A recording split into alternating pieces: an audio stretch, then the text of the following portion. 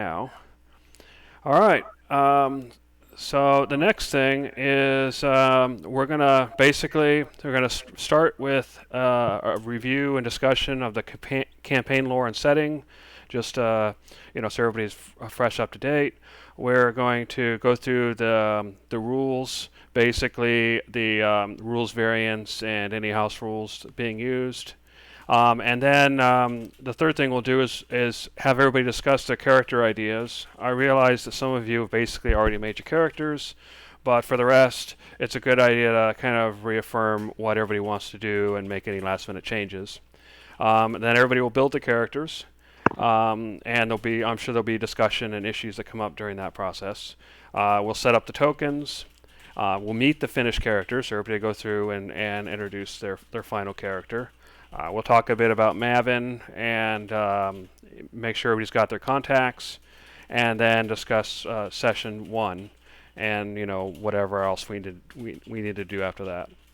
So unless anybody has any questions or comments, I'm just going to go ahead and run through the lore real quick. Okay. All right. So 1317 was the year of chaos, and in case you don't recognize the date, that was the year the last campaign occurred in.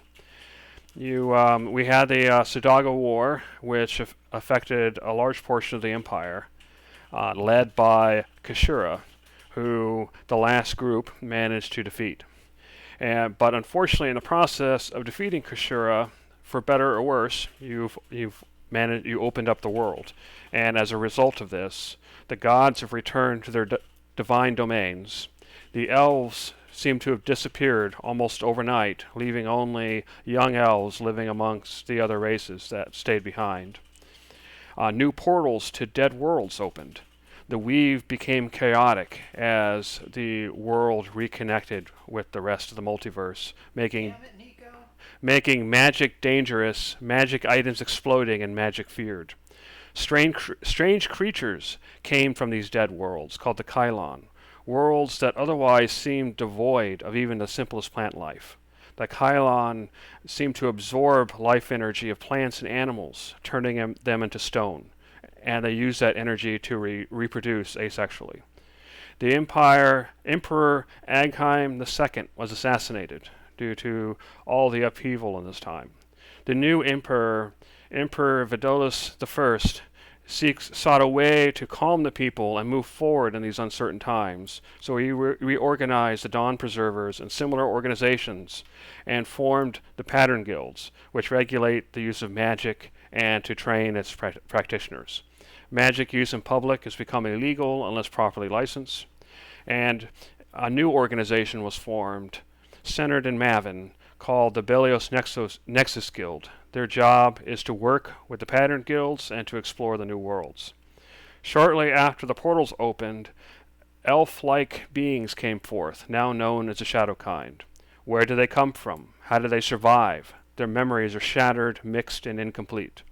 Some have memories of multiple people. None of them remember how their world died. To them, it was as if they just woke up from a dream. Roughly 2 years ago, the portal to a new world opened, finally a living world. We called it Lumev. Early expeditions discovered artificially constructed beings that we call the automata. They seem to be alive, despite their artificial origin. Expeditions have halted when a large group was decimated when exploring a crater. Now, a new batch of adventurers are being specially trained for expeditions into Lumev with high hopes that they will succeed where others have failed. And the campaign itself basically consists of four different strands. The expeditions into Lumev, exploring a new world, dealing with exploration, discovery, and survival. The events at home with layers of mystery and intrigue. Character-driven quests and tasks to improve and fulfill your own goals, and of course all the unrelated tasks and goals that always come up while you're doing everything else. And that's basically the lore and the campaign idea. Does anybody have any questions or comments before moving on? All right. So the next thing is I'm going to just quickly go over the campaign rules. There's actually a link if you go to If you go to the handouts, you'll see. Um, oh, sorry, at the very top, yeah, you'll see a campaign information doc with a bunch of links, and one of them is the campaign rules. So I'm just going to go over the highlights. So the first thing, the biggest thing probably, is the use of gritty realism. It's a variant in the DMG that basically changes the way resting works. But there's been some tweaks to the rules to make them more playable, to fit the lore and the campaign a little better. So I'm going to go through all that. So essentially, the adventuring day becomes the adventuring week. A long rest requires 1 week of rest in a safe place.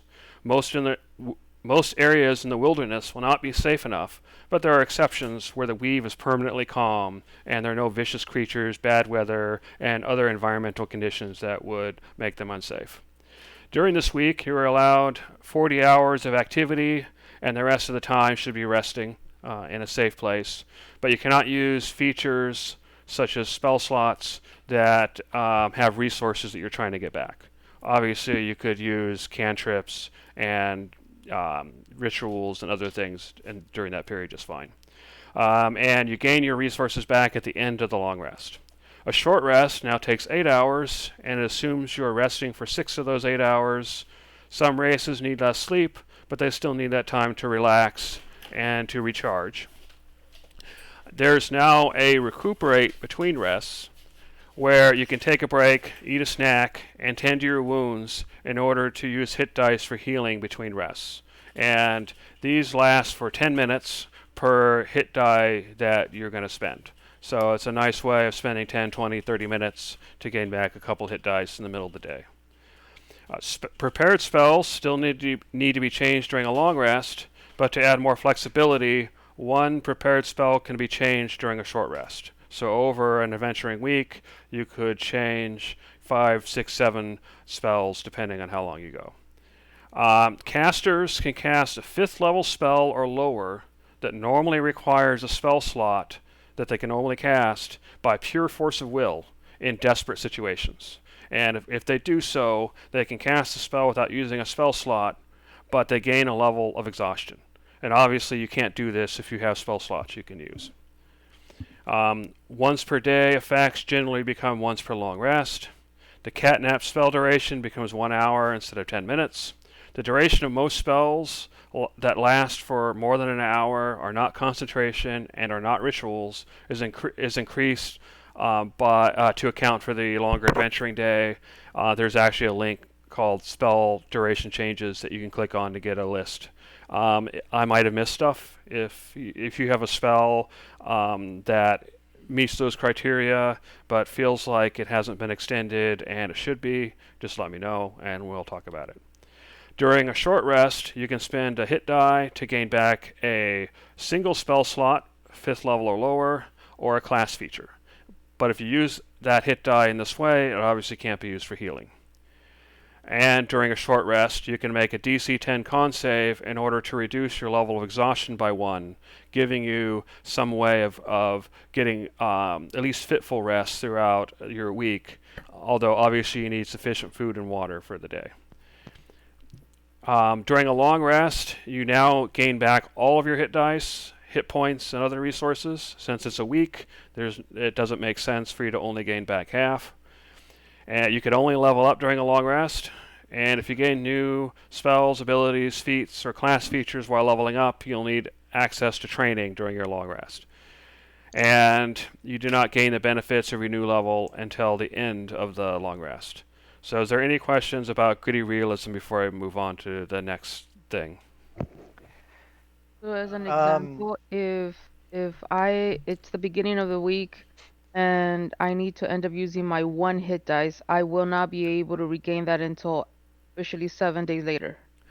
That's right. It's basically the same as the 6 to 8 encounter adventuring day. It's just spread over roughly a week. Okay. one question I got as far as gaining abilities while leveling up. Are there going to be exceptions for anything that might be considered a innate ability or something like that? If you legitimately think it's an ability that you wouldn't need any sort of training or or anything like that, then feel free to bring it up. I'd say for the most part you will need training, but there might be exceptions. Yeah, I think one area where this might potentially come up a bit is I thought with sorcerers that their stuff kind of came more naturally. So, It does, but my thought of it is that you have these natural powers that you gain, but it takes people to kind of help you figure out how to use those powers and shape them in a way that is useful. So I consider even things like sorcerers and clerics as people who need training. They don't necessarily need a spell written in a book, but they still need somebody to kind of show them the motions and how to do it. A bit like you might think of martial arts. alrighty. Any other questions for that? All right, so I guess the next section is magic, and there aren't really a lot of rule changes here, more just kind of lore. The biggest rule change is that the magic level is capped to 6, and I did that to allow characters to level up a little bit beyond that without adding these extra higher level spells. But of course, you still get spell slots, and you can still upcast. The only limitation this gives you is you can't actually get 7th, 8th, and 9th level spells. The next thing is you have to be at least an expert rank in the pattern guilds in order to use magic or magic-like superhuman effects in public. And probably the biggest gameplay one is that the weave has become more chaotic since the opening of the world, and this has created a sort of weather, changing vibrations and twisting in the weave that affects spellcasting. And that generally there are 3 states. There's calm, which was the default state a decade ago. In truly calm areas, magic casting is safe, but these areas are rare, and permanent calm areas are usually areas where you can safely take a long rest. There's the normal state, in which case if you basically roll on a d20 for your spell, and if you get a 1 and you roll again and you get another 1, then you get a spell burnout effect, which we'll get to at the end. But this does not affect cantrips, rituals, or magic items. So those are, in normal situations, those are always safe. And then finally, the chaotic state, when the weather is bad and the weave is truly chaotic, making magic truly dangerous. For the most part, these events are like massive hailstorms, floods, and massive forest fires. Destructive, but relatively rare events. However, there are a few areas of the world that seem to be in this state permanently. But of course, you know that ahead of time before going into those areas. In this state, all magic is potentially use is potentially dangerous, even magic items. So whenever you use any sort of magic, a cantrip, a spell, or magic item, you roll a burnout die. There's some instructions on exactly how that works, and then there's a table that you go through if you do wind up getting this burnout effect, which is usually harmful. However, except for cantrips, even if this happens, your spell still succeeds. You're not wasting your spell slot. It's just that you may get consequences such as health damage, or losing hit dice, or getting disadvantage, or something like that. But it's not set up so that you waste resources. Is there any questions about that? I do have a question about the expert rank thing. This actually came up the other day. How were we going to be identified as being an expert rank? Will we have badges or something, or Yeah, paperwork? the different organizations will have some sort of thing you can wear. Think of it like a badge or a collar or a ring or something like that that you can just show somebody. And it's like, yeah, they can just see it and say, yeah, I'm legal, and they'll be enchanted so that if you know how to use magic, you can actually kind of verify the authenticity of it. Alrighty, yeah, because it occurred to us that false positives. Oh my gosh, it's a magic user. It's like, no, no, no, we're the cops, or whatever. Now, obviously, because people in general are afraid of magic, if you're just willy-nilly casting spells in the street with the average populace, you may get some people who panic or freak out or whatever, or they're unhappy. But that you kind of have to do something showy and dangerous seeming for that to happen, like fireball or something. For small things, assuming you have the badge or the ring or whatever, nobody will question you. Any other How do you questions? how do you become expert level? Is that just our actual player character level? Yeah. So if you open up the campaign information thing I mentioned in your journal, and the fourth link is experience points and progression, and if you click on that, you'll see the experience points to get to the next level, and you can see that levels are categorized like expert 1, expert 2, master 1, master 2. And so the assumption I've made is that since you're part of these organizations, if you remain in good standing, there'll just be a direct mapping between your experience level and the level of expertise they consider you to have. Okay. Does that make sense? Yes. Cool. All right, so these next few things should go a little quicker.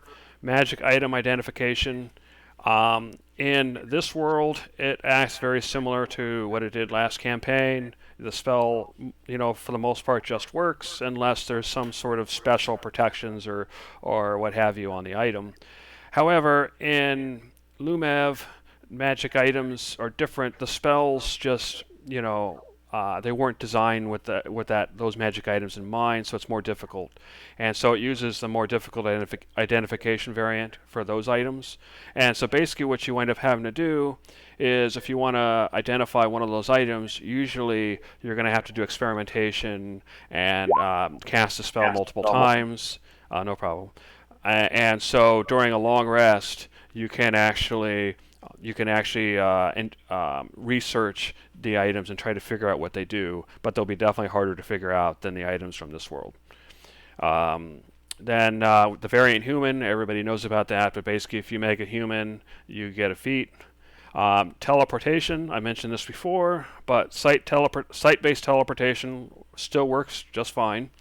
However, non-site-based teleportation is unreliable due to the chaos in the weave. What that basically boils down to in game terms is you have a roughly 50% chance of appearing in the wrong place. So to keep that in mind when choosing spells, you can choose teleportation spells, but they're unreliable. And then, so finally, Resurrection. That was dicey in the last campaign, and it still is dicey. Basically, you can be on the third time you're resurrected, it auto fails. For the other times, there's basically a con save to see if you actually come back as a living being, and oftentimes there'll be additional consequences for doing that, although they'll mostly be non-mechanical. And on a failure, you come back as the undead, powerful and crazed, but unfortunately at that point it's time to make a new character. Then there's learning skills. So if you open up your character sheet and you go to the features tab, you'll notice that near the bottom there's an area where it says skill, and then there's an area called training. And so you can learn new skills by getting training during your long rest. And each time you get training in a skill, or other knowledge like learning from books or other sources, then you'd mark one of those training bubbles, and once you get 4, you gain that new skill. And so you can gain skills and skill specializations this way. And you can do it, you don't have to do it consecutively. So you can train for a week, do some adventuring, train for a week, do something else during downtime, train for a week, and so on, and just track it over time. And you know about this from the last campaign, but you gain experience. Oh, sorry, go ahead. Tyler, you had a question? Tyler? Oh, no, that wasn't me talking. I was muted. I was just listening. Okay.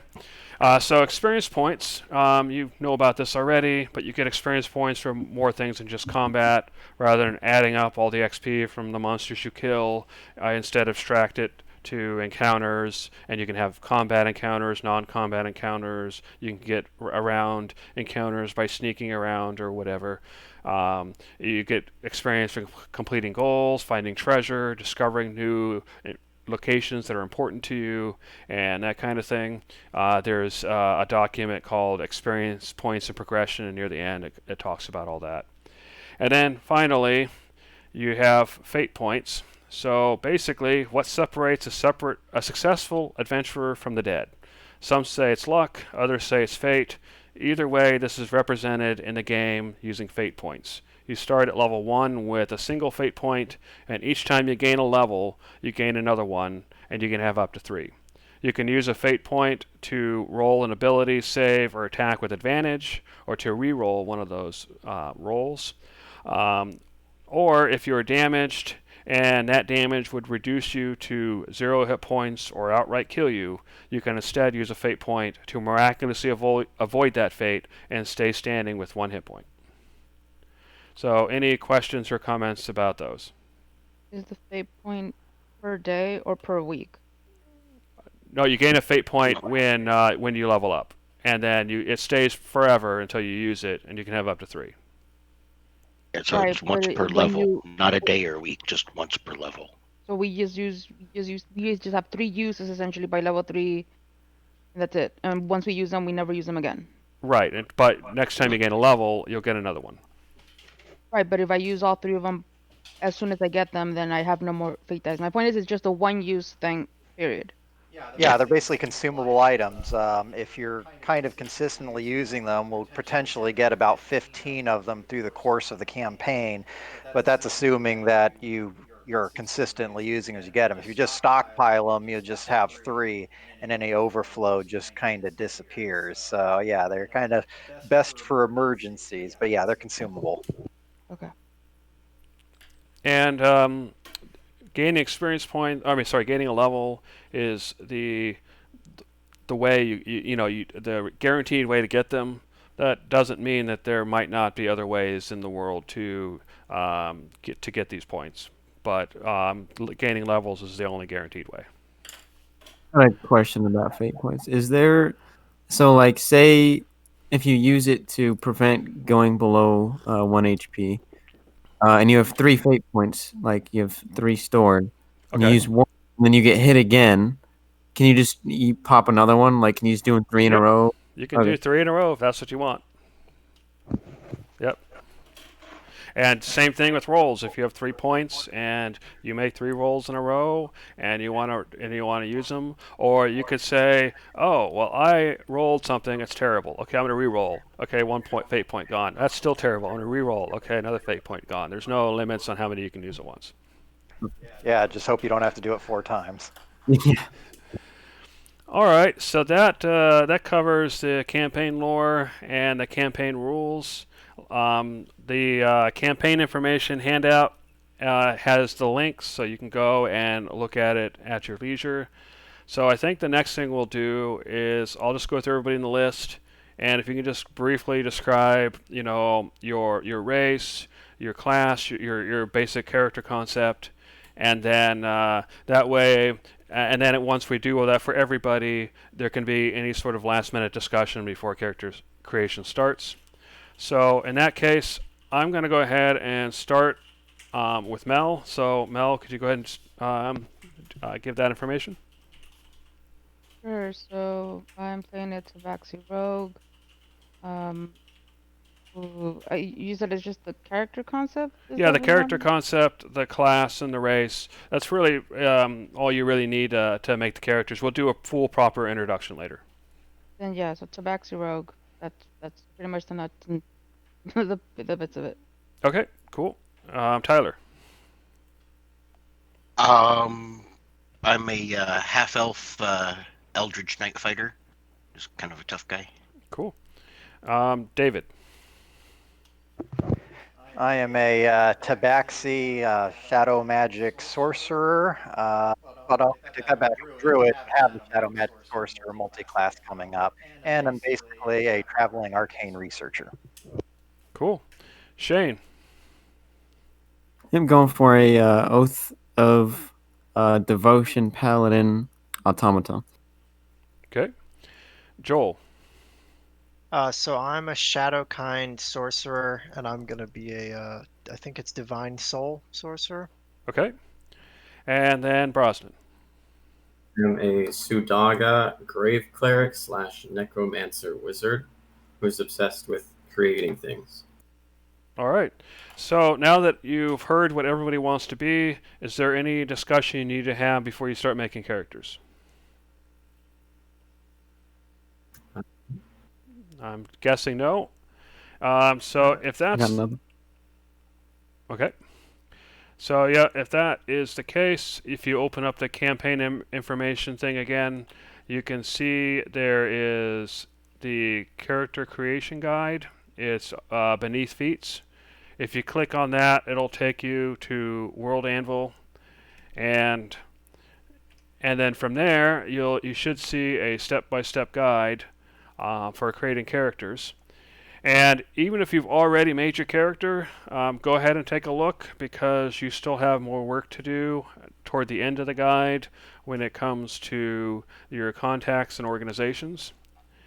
And to make things a little easier for finding that stuff, I'm going to switch you guys to the Maven City map. Oh, cool. And so you can scroll around the map. You can there's 33 different location categories, but you see a large number, and that represents the location category. You'll see a small number, and that represents the specific locations. So some location categories have multiple specific locations. Like for example, the gates. There's 8 gates. So you'll see 2 with the sub number 1 through 8. So go ahead and get started going through that character creation guide. Everybody should have access to character sheets. And let me know when you need help. And this is a proctored character creation, so you have to make sure that you're not using any cheats.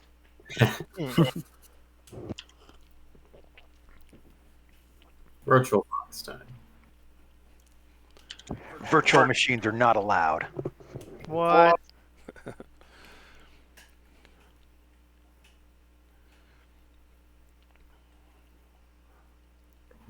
So wait, when I multi-class, do I okay, here's a question. It says under spellcasting, because I'm technically a cleric right now, that my spellcasting stat is wisdom. Okay. Is it always going to be wisdom? No, Like, that's when I- going to be based off of the class of spell you're using. So your cleric Okay. stuff will be wisdom. Your necromancer stuff will be, I think, intelligence or whatever the other controlling stat is. You have to keep that straight when you're casting spells. So the proficiency bonus then that I get in stats, does that change once I multi-class? Do I get more of them, or do I replace the 2 that there are? You'll get the proficiency bonus for spellcasting based on your spellcasting attributes. So based on what spells you're casting, that value might change. I'm talking about the proficiency bonus for stats now, like for saving throws and stuff. No, that. Oh wait, that's a good question. Yeah, it depends. If you look under the multi-classing section of your class, it'll tell you what changes. Yeah, generally the proficiency saving throws don't change when you multi-class, so you kind of get those from your first class, and that's kind of what you're stuck with. That's okay. Okay. Actually, But yeah, they document that in the multi-classing section in the main rules, so you'll be able to kind of confirm that. Where do you see that? Let me see if I can find a link. I know that's available in Roll20. So you just search for your class, like I guess wizard, for example. I'll pick the cleric. That's what I'm starting with. Yeah, but you want to look at the multi-classing rules of the class you're multi-classing into. Oh, I see what you're saying.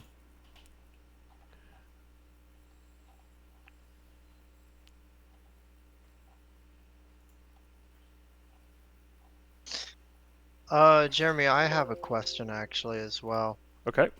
So it says to record the race and sub-race. There's no sub-races for Shadowkind, right? That's correct. If you have no subrace, then don't worry about that. Got it. Oh, wait, also another question: how do I replace one of the features of my class with a what's it called? With a With a feat? yeah, with a feat. There we go. You can only replace a feature of your race with the feat. That's what I meant.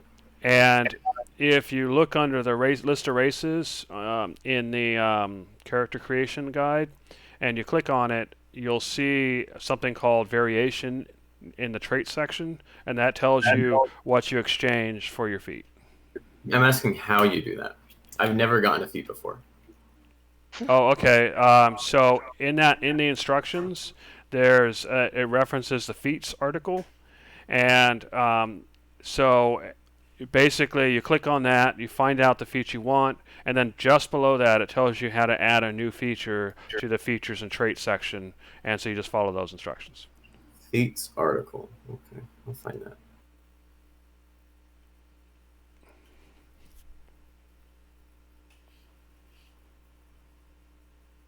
Oh, I found it. Okay.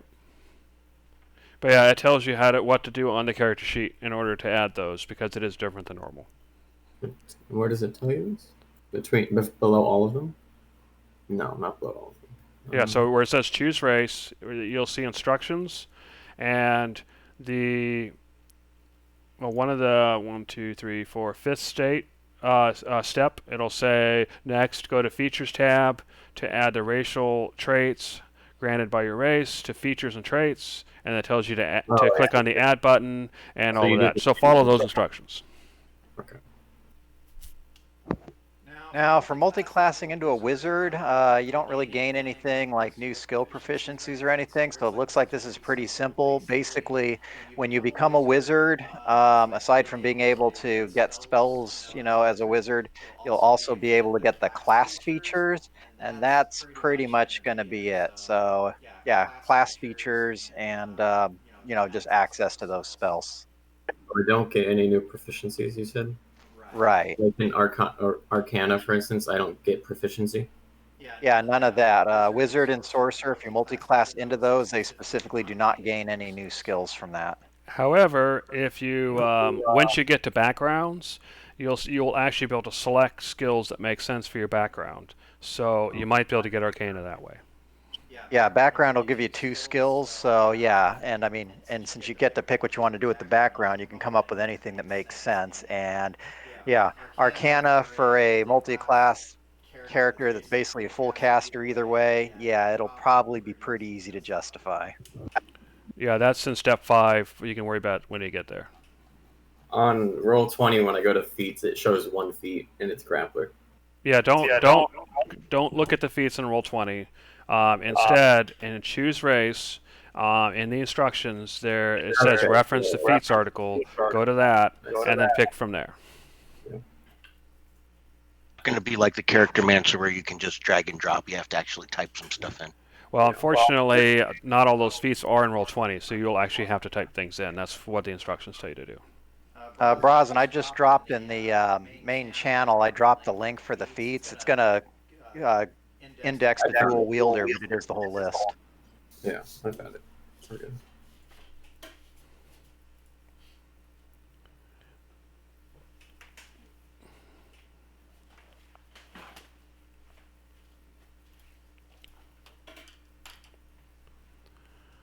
Wait a minute. And those of you who've already made characters, you'll be wanting to look at step number 7 at this point.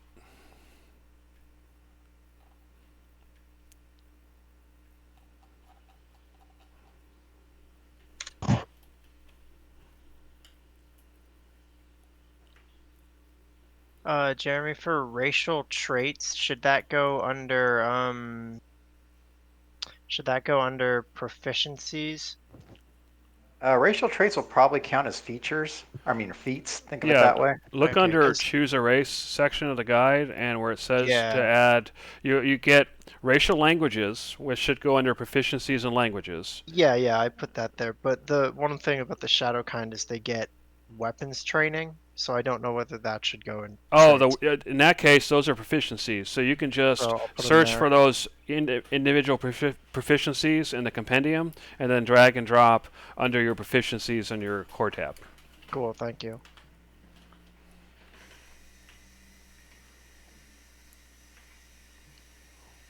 So for racial traits that are not a part of the like the custom ones, do I write those in somewhere or?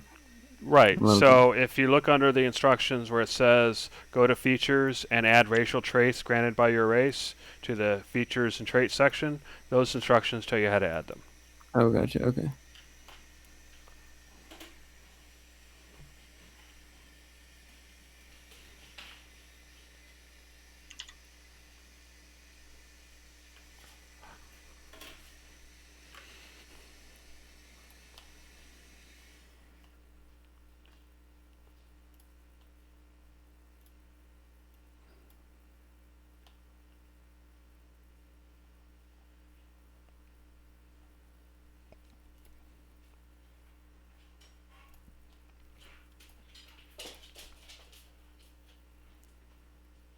Yep, looks like you figured it out.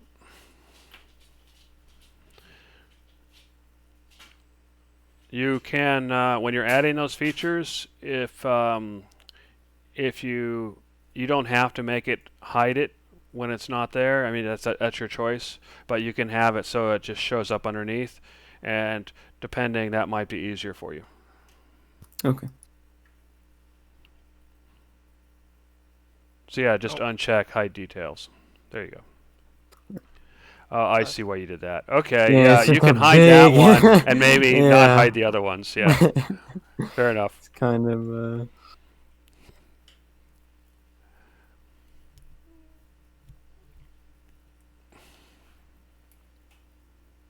The pattern guilds, how exactly were they going again?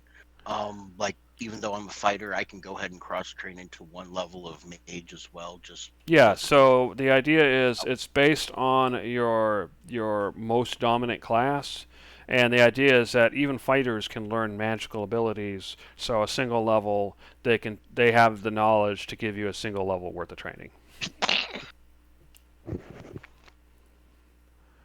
So the only way you're going to have to sign up for multiples of these is if you decide to make absurd. And don't worry, Jeremy, I am not making absurd.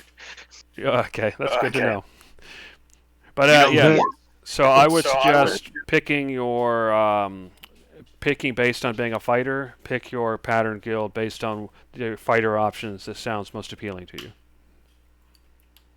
Yeah, I was gonna say, how are we handling that, Dave? Because you had said something about the adversary versus friendly guilds. Well, oh yeah, well, I think the thing is we're kind of sort of stuck in opposite ones anyway. I think we just kind of have to deal with it. All right. So, like, if I go Order of Steel, but you're in Arcane Tower, or yeah. And I think I went with Arcane Tower. Yeah, okay. I think there might have been some sort of crossover with one of them, but it didn't really sound like the one I wanted. Let's see, Druid. Friendly. Let's see. You'd have to. You would have to go the Glass Citadel, and I'd have to go Agents of Fate in order to be compatible there. So we wouldn't be in the same one. We would just be in friendly ones. Yeah, and Jeremy did say that even if our orders are not, friendly towards each other, it doesn't mean we can't be, right? That's correct. And it seems like they'd have to be tolerant to that to some degree because, yeah, it would seem really weird. Like, oh, we do not believe in balanced party composition. You will all have to line up and have major weaknesses, so you die when you go into the portals. Wait, which one did you say you two are gonna be in right now? I'm going Arcane Tower. And I'm going to be Order of Steel, but I don't think you actually have to get in one of those unless you're going to learn magic. Is that the case, Jeremy? Because if that's the case, then I'm done. Oh no, No, rogues have them. They go Oh, for it okay. too. Yeah, because the way it's think of it this way is that when they see superhuman abilities, someone is so strong with the weave they can do like disappear in plain sight or whatever. Even if it's not technically magic, you still need licensing. So yeah, you still have to be part of Okay. one of the guilds. And I'll go with Society of Self because it's friendly with the both of the ones that you guys are talking about anyway. That again? Society of Self. Oh, wait, after you said Society of Self, you just kind of faded out. I don't know if my audio cut. Well, Society of Self is it. That's the one she's going for. Oh, I And thought what you a had some. surprise. I think I am going to have a heart attack and die from that surprise. There we go. I felt my heartbeat. There's the heart attack. See, I would go with Society of Self myself, but they don't have fighters. So Order of Steel, I suppose. Just tell them you're an armed monk. But yeah, the way those are set up, it would be virtually impossible to make a balanced party without having some people belong to adversarial guilds. So that's just going to be the case.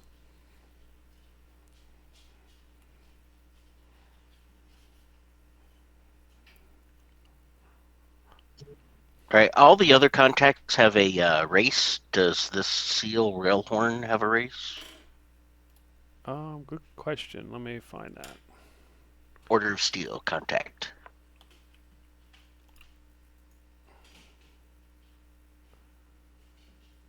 Order of Steel. Yeah, my bad. I think I meant for that one to be a human. But yeah, I'll update it.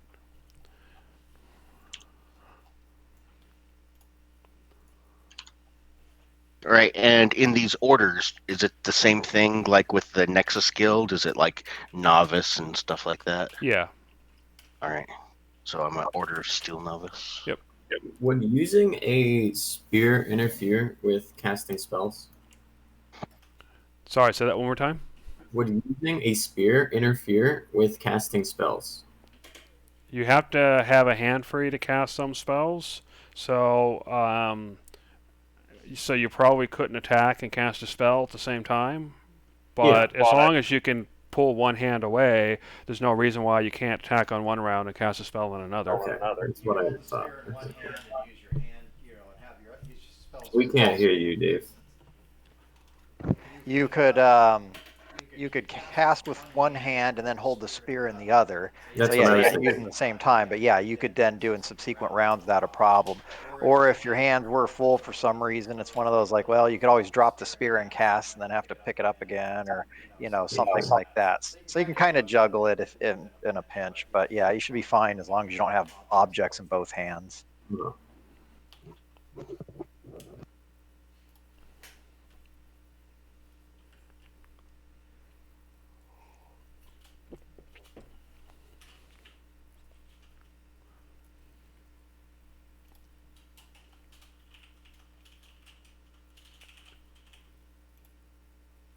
Like, do I have to know these friendly and adversarial bits, or will that be taken care of and tracked? It's up to you. You can note it if you want, but you don't have to. All right. Would Aga learn any other language? Like, do I know a second language? I can't seem to find that anywhere. Sudaga. You are correct. So they know Sudaga and they know Common. Okay. Where do I note that? I remember seeing languages somewhere, but I can't find it. So what you need to do is on your character sheet, It's go the to the core core, page down at the bottom left. and yeah, you'll see proficiencies and tools and languages, I believe. Yeah. And then, unfortunately, there's not going to be in the compendium, so you're going to have to hit the add button and add it yourself. Yeah. And so I know Sudaga and Common. Is there any reason I would know a third language? If you get it from your background. So when you create your background, step 5, I believe, you can have 2 languages, a total of 2 languages and tools, and so you can choose to have additional languages there if you want.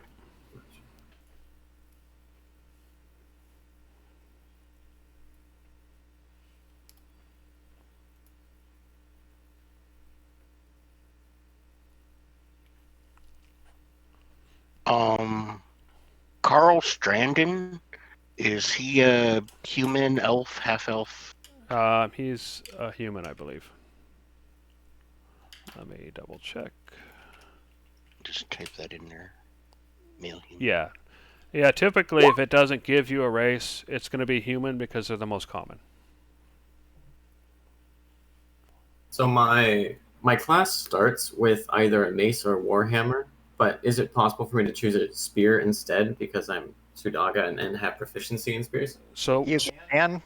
So the way this works is you pick whatever equipment they give you, and Okay. then at the end of the character creation, you'll be able to sell whatever equipment you don't want, and then buy whatever equipment you don't want that's non-magical and isn't rare. Okay, sounds good. What do I know about the marketplace? It just says it's just called marketplace, but is there a list of people there that I would be able to say know, or a person, a contact I would know? So the way I'm planning on working this is that you basically think of think of a person and how you would know them, and where you would know them. Pick one of the specific marketplaces, and then I would fill in the details. But that's the thing. In the map, it only says marketplace is 21. There's like no other details to it. So how would I know what exactly is in that marketplace area? It's pretty mercurial right now. What's in each one? It kind of form as the game goes. So you can tell me what you're interested in, where you're interested in it being, and then it can kind of be built around that. Oh. Yeah, the way the city's way too big for me to map it out and figure it all out ahead of time. So it's going to be, we're going to basically, as we need to have different areas and explore different things, they'll be developed over the campaign.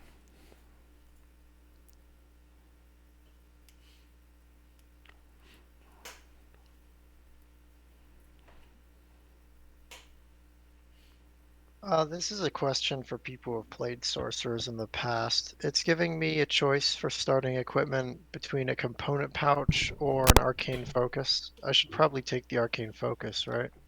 That makes more sense because it's basically just a like a single item that you use as a focus. The component pouch is technically kind of like, think of it as almost like a spice rack. It's actually full of the reagents. I mean, if you wanted to kind of RP that out, like, yeah, you're actually using these material components, the component pouch, you could use that. But yeah, if you're eligible for a focus, it's a lot more straightforward because it's just your little, magic doodad. Got it. You can just carry a medallion, or you can have Batman's utility belt. Got it.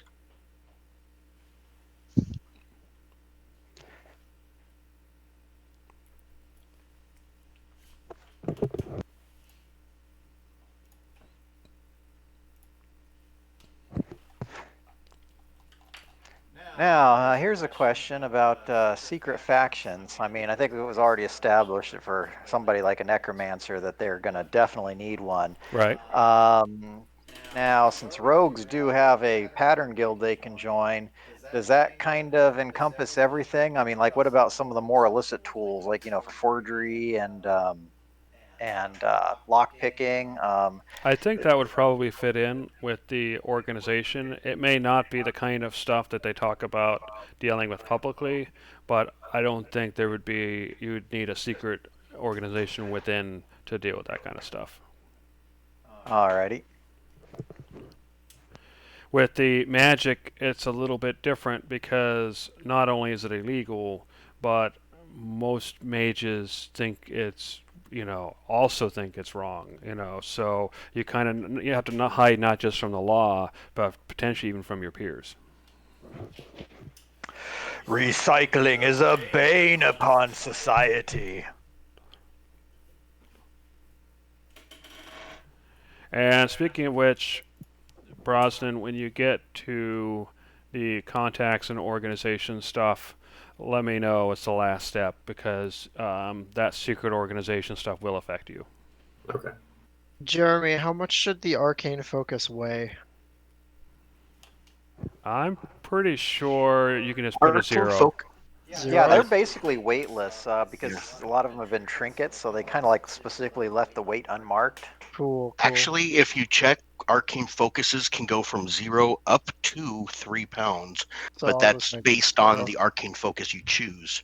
I mean, you Okay. can decide to pick a staff that weighs 3 pounds, but it's a 6-foot tall stick, so that's going to have weight, but that's your arcane focus.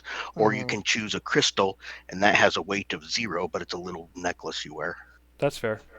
And there's orbs and all sorts of things in between. So I would favor, if you're going for a trinket, I would favor towards 0, but obviously if you do get something big like a staff, we're going to have to give it weight. Well, you could always go ahead and get a magic boat anchor focus. Yeah, that's the perfect thing to not get. Magic But yeah, if you're a boat wizard or something and you want a staff as your focus, it's a weapon as well. So that's up to you.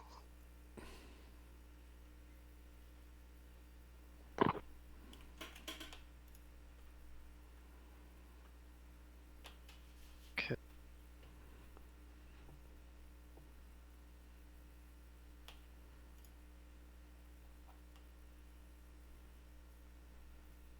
How do I? Oh, okay. Never. What was Is the there a question? way that I put the? Is there a way I put the arcane focus into the equip thing, or do I just move it underneath it? You just move it. So basically, those are, think of them as headers. And so if you move something underneath equip, it's equipped. If you move something underneath backpack, it's backpack. Yeah, it isn't hierarchical.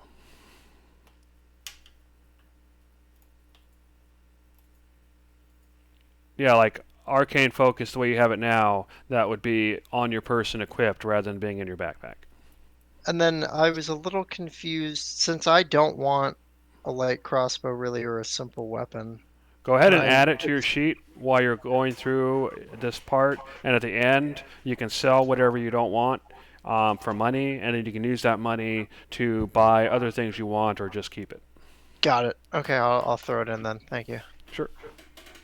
Yeah, the reason for this is there were some issues with inventory stuff that really screwed over equipment-heavy characters like fighters and paladins and stuff, where basically if you tried rolling for gold, like even if you rolled the maximum gold possible, you wouldn't actually be able to buy all the like higher end starting equipment that you could get if you just picked your equipment. And Got in it. some cases, you couldn't even do the medium or minimum spec. So this way, it's like, okay, well, you're picking equipment you're allowed, which kind of sets a a ceiling as far as what you can get money wise based on what's available to you. And then whatever you're not happy with, you're basically just trading it in for cash and then swapping it around. So that way, it's kind of like having variable starting gold, but in way that doesn't punish somebody for not going with the standard equipment builds.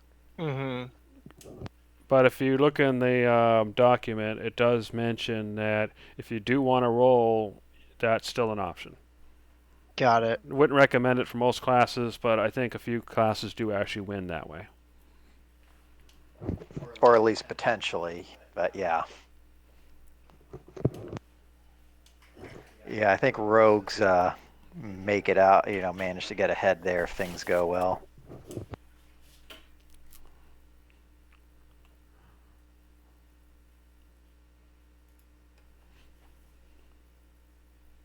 Ah, okay.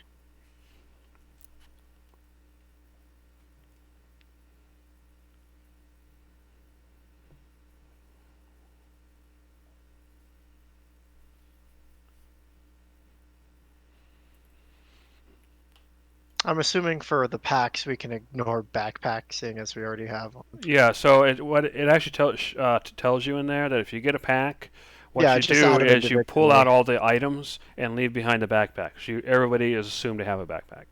Yeah, for sure.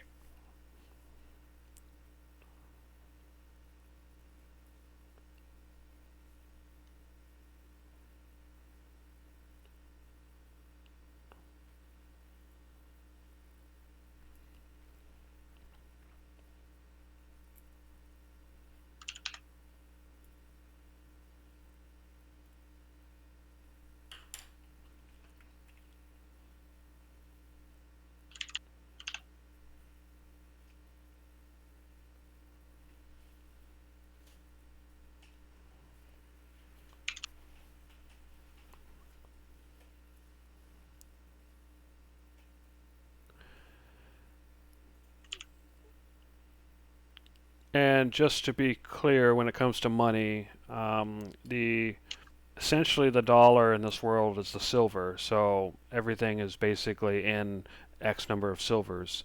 But Mm-hmm. if you want to, at the beginning, have your extra money as gold or platinum or whatever, you can do so All right. because it is lighter to have bigger denominations. Mm-hmm. I'm already encumbered. This is Right, good. and this is why you can sell stuff. It's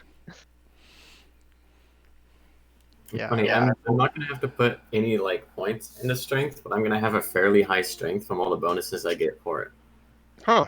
Good. from my feet and my Bing Sudaga. I get like +3 to strength. Nice. Damn. Oh, geez, here we go. Another roidomancer. Well, you could also take Yeah. points out of that and shove it somewhere else to keep it at 10, right? Can I? Or can you I don't never think do so. that? I think Actually, that yeah, you can do that. If you deliberately go with low base stats, you could set it so that, yeah, you basically get a 7 in strength, so your Sudaga bonus puts it at 10, and that allows you to kind of migrate that bonus elsewhere. could do that, but do I want to? But I yeah, don't to be know. I mean, it would be clear, cool to be strong too. Exactly. I don't know if I want I don't know if I want to be more well balanced. Yeah, I mean, it's up to you, Doug. I do have heavy armor, so I Yep. feel like having a really low strength would make no sense. That's fair. and you can carry more, so there's lots of good reasons to have high strength. Yeah, But to there be clear for everybody, if you look under the character document when it says determine ability scores, your options are standard array or point by, and the instructions tell you how those work. Okay. Jeremy, I put under allies and organizations as the last one what I imagine would be contact for shopkeeper. So you just let me know if that's fine enough for now, or if you need something else. I don't know exactly. Oh yeah, I will find that.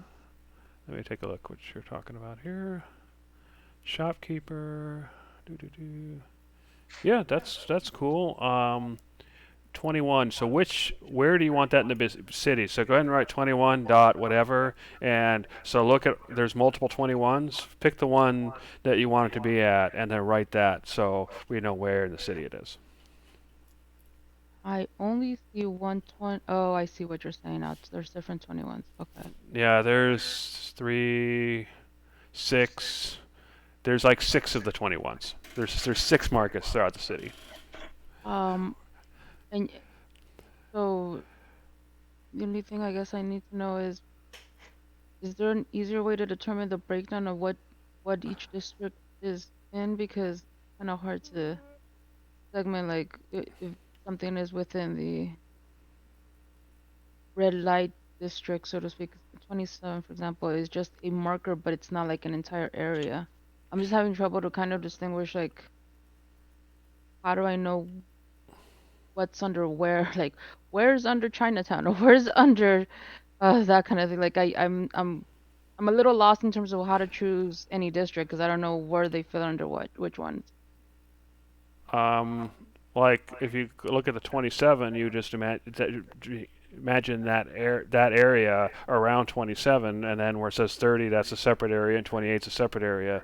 So I guess I don't quite understand the question. Well, Although, what's the I difference think, between 27.2 and 27.1? yeah, that's another one too. Like you said that to 27 too. I see 27 too, but then how is that different from the other multiple versions of it? There's basically in different locations of the city, and I imagine that each one would be different from each other, but we don't really know those differences yet. That'll be developed through play. So what you're Essentially, picking is I specifically just where it is, rather than you so don't have. I'm just picking essentially I'm just picking at random. I'm not really picking from a certain spot because we Oh, haven't had any okay. information. Actually, I have something that might help. And I should have mentioned this before, so let me go ahead and do so now. So what I didn't mention is that 6 here is the Nexus Guild District. So you're going to be spending a fair amount of time there when dealing with the Nexus Guild when it comes to the expeditions, getting missions, and so on. Okay. In addition, you have Nearby, you're going to have the pattern guilds, which is number 10, which is over here. So that's where you're going to be going for your training and dealing with your individual guilds. And then the Inn Tavern district that's closest is right here, number 4. And that's probably where most of the characters are going to be staying. So this will be where you're living. Except for the Sudaga, who will be living in the Sudaga ward. Um, Got it. Okay, so that helps actually yeah, considerably. so one thing you could argue is that, oh, do I want where this contact is to be close to where I'm living, or do I want it to be far away from where I'm living? That kind of thing. Right, exactly. Yeah, that helps. Okay, now I know how to take that out. Thank you. That's Yep, what I needed. no problem. Totally forgot to talk about that.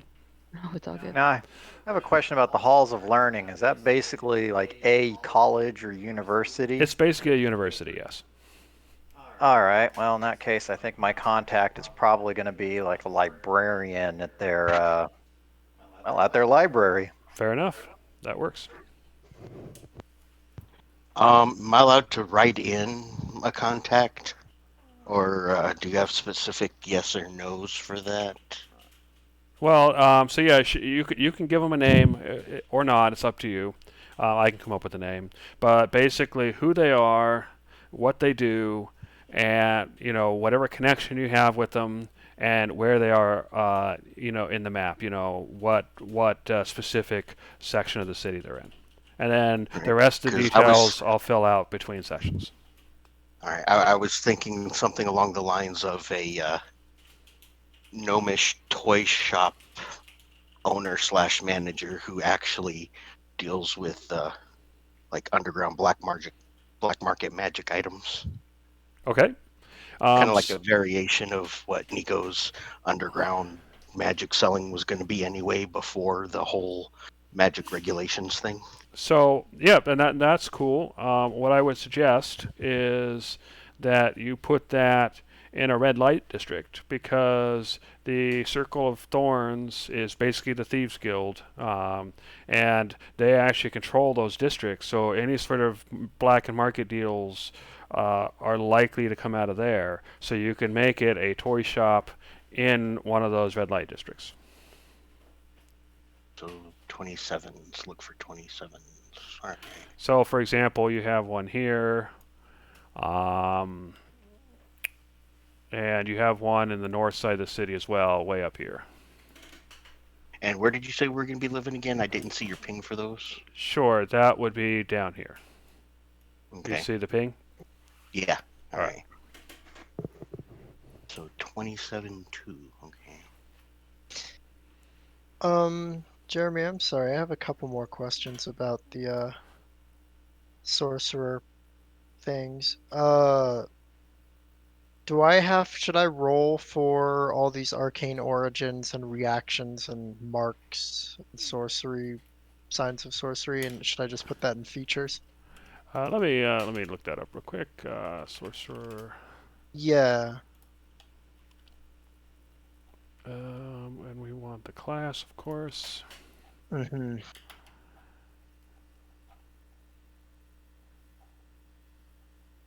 Okay, twin spell, sorceress origins. So yeah, you basically you're talking about the sorceress origins. No, I'm not. I think I clicked on the wrong sorcerer. Because I clicked on something else and it's saying like, oh, roll for your arcane origins and your reaction and supernatural mark, but I think I just clicked on So yeah, you want not sorcerer class in Roll20, Yeah, and I then don't know. at the bottom they'll have sorcerer's origins, and then you pick that, and that may be what has it. But you want to make sure you pick the sorcerer's origin you want, not just any of them. Yeah, I picked Divine Soul, which is my Okay. origin. All Right? right. So yeah, That then would I be the click on that. sorcerer's All right, origin. no problem.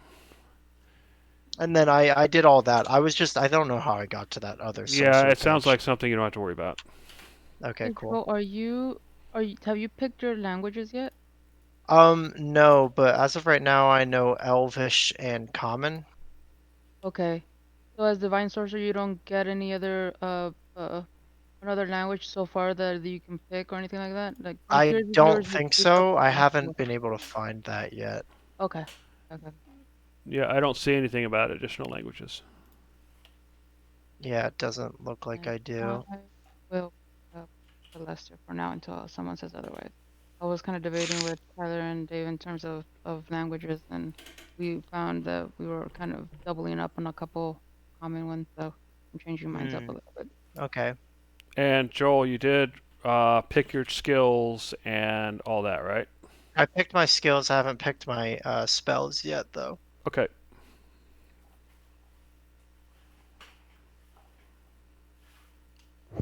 And you said the younger elves are still around, right? Sorry, say that one more time.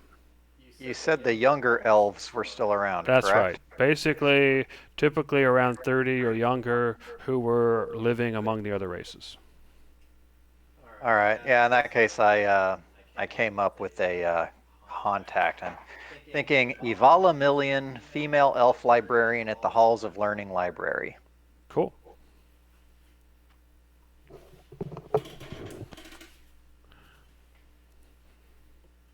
Oh, wait. You can't. So let's say, if so, I start with 13 strength and 11 intelligence before doing anything. Would it be possible for me to flip that, like do 13 intelligence and 11 strength? As in, can I bring intelligence above 15, like the base stat? If you use point by, the highest you can have a single stat before racial modifications is 15. Is 15. So my highest intelligence would be 16 then. Okay. Yeah, if you had a +1 after your standard buy. And I get a +3 to strength, so I can't like distribute the extra bonus in strength No, into that's intelligence correct. each way? So point Okay. by only allows you to more flexibly distribute the base, not the bonus. So then I'm all confused. I have to start over. Okay. Jeremy, I'm not sure if I'm just I'm having client side issues, but when I try to move items around in the inventory list, or really any list, like you click modify and you click the three bars to like drag things above and below Right. other items, it's just freaking out and not letting me do it properly. And because I can't, like when I'm dragging things from the search from Roll20, it always puts it in the bottom equipment slot, like the equipment equipped versus backpack. So I'm trying to, put one above the other, but it just freaks out. I don't know. Try What it's refreshing doing. the browser window first and see if that helps. Yeah, I can try that.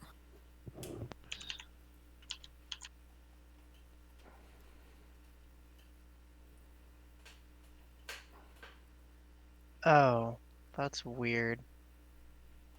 What's up?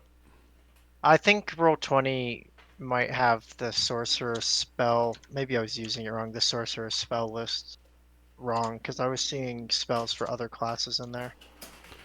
It might. Actually, I forgot to. I was going to make my own lists, and I forgot to do that. Unfortunately, sorcerer. It's probably better that I go to an outside source anyways, because part of Divine Soul is I get to use the cleric spell list as well. Yeah, so go ahead and use like D&D Beyond or whatever. You can at least see the list of spells, and then when you want to drag it over, then you can search for the individual spells in Roll20.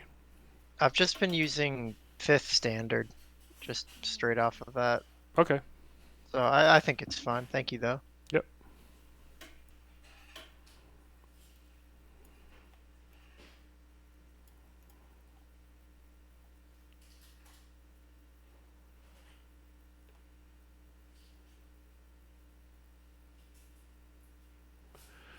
And Shane, I'm assuming you mean the shield and the flail to be in the equip section? Yeah, that's what I'm trying to. I'm trying to actually. Everything got switched because I don't know how this is working. I had it properly. I had the shield and flail in the equipped section, and then they flip flopped, and now the javelins are in the wrong section too. It's just. So where the javelin's supposed to be? Backpack. Okay. So for today, I'll just move it when we can figure out what's going on in the future. When I go to backgrounds, it only shows me one of them, and it doesn't really fit my character very well. You can make up a background. It doesn't have to be a canned one. So yeah, if you look in the instructions, it tells you that, yeah, you can look for existing ones, but it gives you instructions on how to make your own. Yeah, I want to find like all of them though. Not Oh, just the search for backgrounds by name. Yeah, that when I click bolded it, thing. it only comes up with one. It only comes up with Acolyte. That's not right. Let me try I that could again. Google the backgrounds, but maybe. Because yeah, it takes forever to come up, but they usually come up with the whole list eventually. Hold on. Yeah, so they all come up for me. So No, it's probably because I'm a cleric, technically. that doesn't matter. Roll20 doesn't know what you are. That is weird. Let's see. How can I do this then? Can I create a link? No. So just to be clear, this is what you're typing in, right?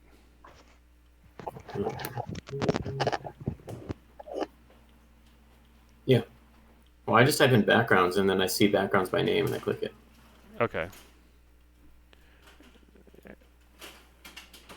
So yeah, when you click backgrounds by name, try to give it a minute or two because it takes forever to load. It should work though. I'm gonna look again soon. Because it doesn't take any time to load for me, but it only shows one of them. Okay, it sounds like it's cached or something. Maybe. 5e backgrounds by name.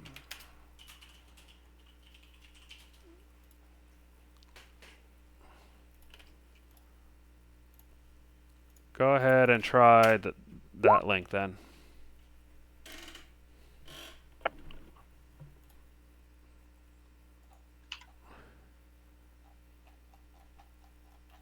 So Jeremy, Yeah, this works. just Sorry, as go ahead. for the skills, I've already said my 3 already, but uh, I want to make sure I kind of understand if I'm doing this right for the next skill that I want to prep for. If I want to pursue, like, say, perception guarding, and I want to be able to maybe leverage both Rogu and Pico for help on kind of sharpening my skills, maybe out and practicing how to watch our backs and stuff. Would that count as training, like for the start of those like 4 nights or whatever, so to try and gain specialization in that? Or is it Oh, something I much see you're more? asking if other people in your party can train you during your long rests or what have you to help you Right. learn. And I would say if they're proficient in it, then that would work as one set of training. I don't know if it'll work for all 4, but it will work for at least one. Okay, so they just have to be proficient in the overall skill, the big umbrella one, not the Well, it depends specialization on itself. whatever you're learning from them. That's what they have to be proficient in. If they're not proficient in the specific one you're learning, then you'll have to find a teacher or some other method of learning. Okay. So, like, if you want to learn, say, religion, and they're proficient in religion, then that's fine. But you're not going to be able to learn the specializations under religion because they know the umbrella. Yeah, no, I understood. It's just that now it makes it potentially harder for me to figure out how to. I need to just get more creative yeah, I don't have the brain right now to kind of figure out how to do that, but it'll come to me once we're in game. It's fine. Okay. For what it's worth, chances are, I would imagine that part of these pattern guilds would probably be able to handle a lot of stuff if it's anything that would normally be in your wheelhouse. Yeah, that's probably where I'm gonna have to turn to. Okay. Jeremy? Yeah. What is for getting attributes, are you allowed to go higher than 15 or no? If you look under the instructions with the point by, it specifically caps it out at 15. It caps it out at 15. Yeah.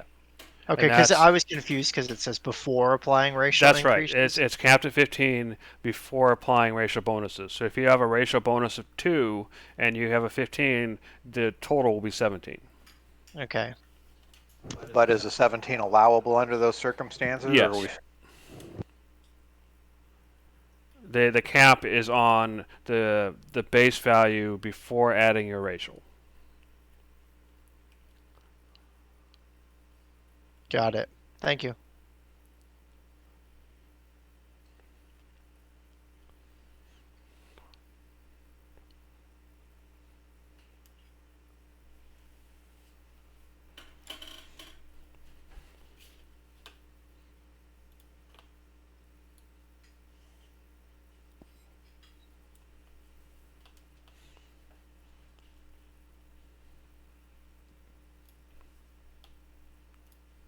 Okay, I've got a question. My starting equipment automatically puts my equipped weight over capacity. The chainmail weighs 55 and the shield weighs 6, which puts me at 61. And So equipped capacity is 60. so the first thing to note is that if you're wearing armor, then that counts as half weight while you're wearing it. Because Okay. the idea is if it's well fitted to move with you, you don't feel all that weight. So the way you can do that in your inventory is where it says quantity, just put 0.5, and that way you're not messing with the weight. And I think the same would apply for your shield. Okay.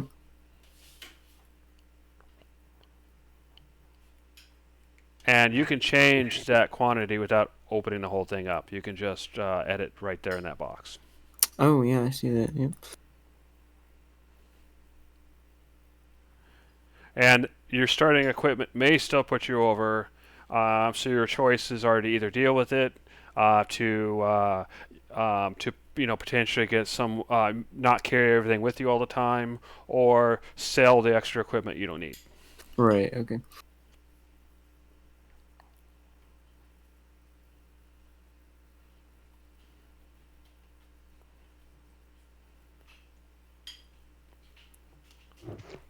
Yeah, one potential option is getting a really fast mule. That was actually discussed, yeah. Oh, Jeremy, if you want to go ahead and go to my allies and organizations, will you tell me if that's acceptable or if I need to make modifications or anything? Sure.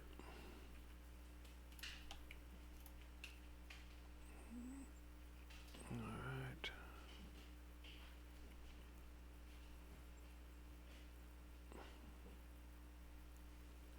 Yeah, so on your order of steel, you got your your novice contact and everything. You don't have to write the classes, adversaries, and friendly guilds. You can if you want, but that data you'll always build to get linked to it.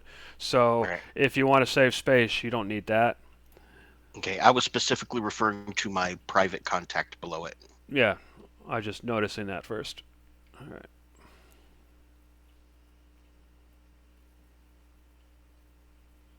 Yeah, sounds great.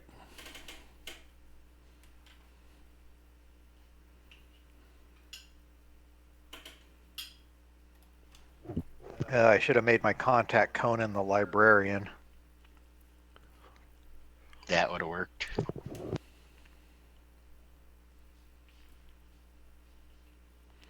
But just to be clear, with the contacts, you've only known them a couple of months, and you're only novices, etc. So they start out quote unquote low power contacts, meaning Yeah. that what they might can not do is have all limited. that information. Yeah, they might not have all that information right away, but that's kind of where they specialize. And Exactly, and the they'll higher grow. levels we get, the more Exactly. know. Yep. Okay.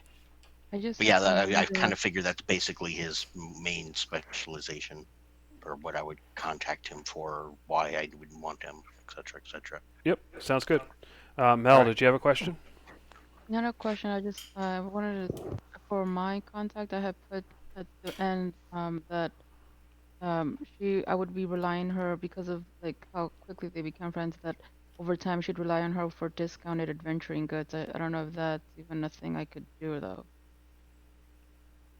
That's like the main thing that probably for the reason discounted why. adventure goods. Yeah, I mean that's perfectly reasonable.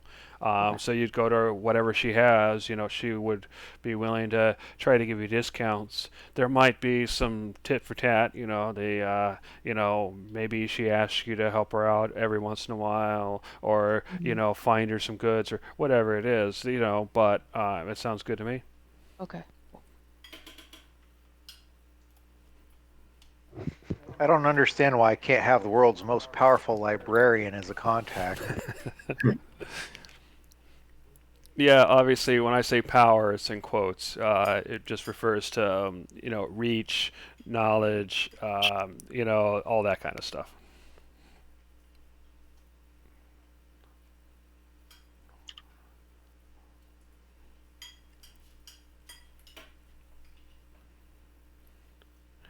To be clear, though, any selling and buying of equipment for character creation will be done at the base SRD prices, but anything happening in game once we start playing can obviously happen through contacts where it makes sense. Yeah. I'm wondering if there's any like undead specific language. There is not. That came up when I was a when I was picking favorite enemies. For favorite enemies, you get to pick a language that's known by the whatever it is you picked as a favorite enemy. In the case of undead, they didn't have a base one, so I had to pick a language that was that some of them had spoken. That's how I got Orcish, because some of the undead we dealt with were Orc. I see. So what languages do you guys know? I've chosen uh I've got Inferno, Gnomish, and I just chose right now Celestial. I have Common, Elvish, and Primordial. Okay. I just have Common and Elvish. I think I'll take maybe Abyssal Yeah, that would and one other thing. I don't know what other thing yet. Mel, did you say you have Dwarven? I couldn't hear you. No, took that, remember? And so I'm going with Celestial. You're really quiet. I cannot hear you. Am I low for everybody, or is it just him? No, Fine, you're pretty fine low enough. for everybody. Okay. But you're not in robot mode. Celestial, Inferno, and Gnomish. Okay.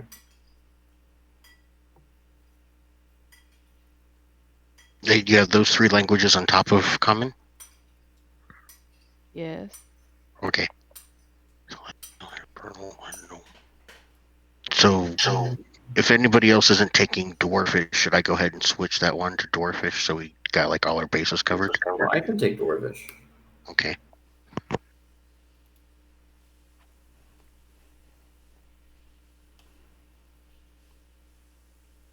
Yeah, it might even make sense for you to know it since you were friggin' destroying the dwarven homelands.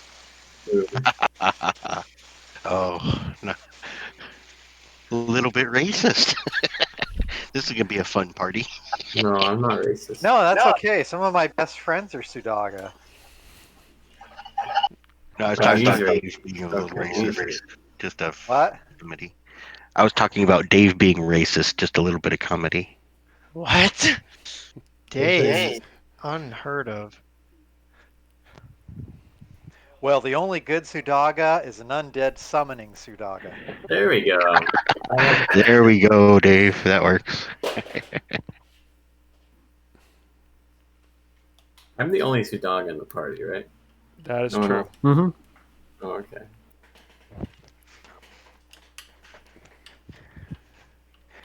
And you are also the only person in the party not living over here. Huh? You are living in the Sudaga district. Oh, okay. The Sudaga ward, which is right over here. Which is in between the common districts, nearby common districts, and the Ashanti town. And if you're interested, like I suggested the other day, since Tyler's character and mine were doing a lot of traveling, we could have met you before the Sudaga attack, so we already knew you. And that's why we knew that you were kind of okay even afterwards, because we kind of recognize you're like still in there. If you're interested, if you still want to be a total outsider and, just tolerate these meat bags, whatever. I'll take your offer.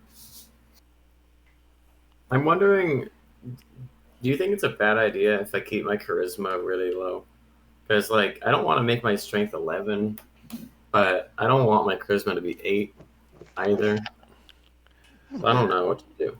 Well, in a way, having a low charisma, I think, kind of makes sense for you. It does make sense, but I think it might make things a lot harder than they could be. I don't know. Well, for what it's worth, you're going to be running at a fair handicap anyway as a necromancer. I mean, you're already going to be fairly inconvenienced as far as going into settlements and stuff. And yeah, having undead around you is not going to do you any favors most of the time. So it probably does make sense to rely on other people to be more on the charming side. That's true. Okay, I'll stick with it.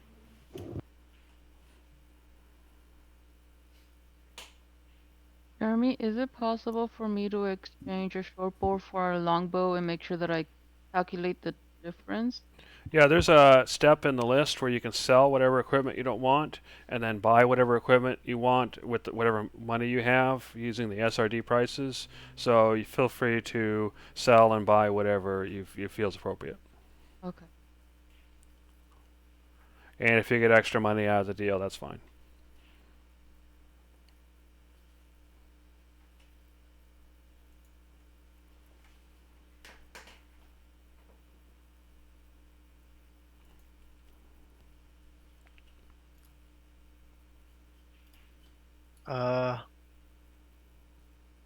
Backgrounds by name only has acolyte. Should I add? Yeah. That happening to you? Yeah, in chat, I put another link to D&D Beyond. Just use that. Oh, thank you. I don't know what's going on with Roll20 in that because it's supposed to bring up the whole list, but whatever. Class again, Joel? I am a sorcerer.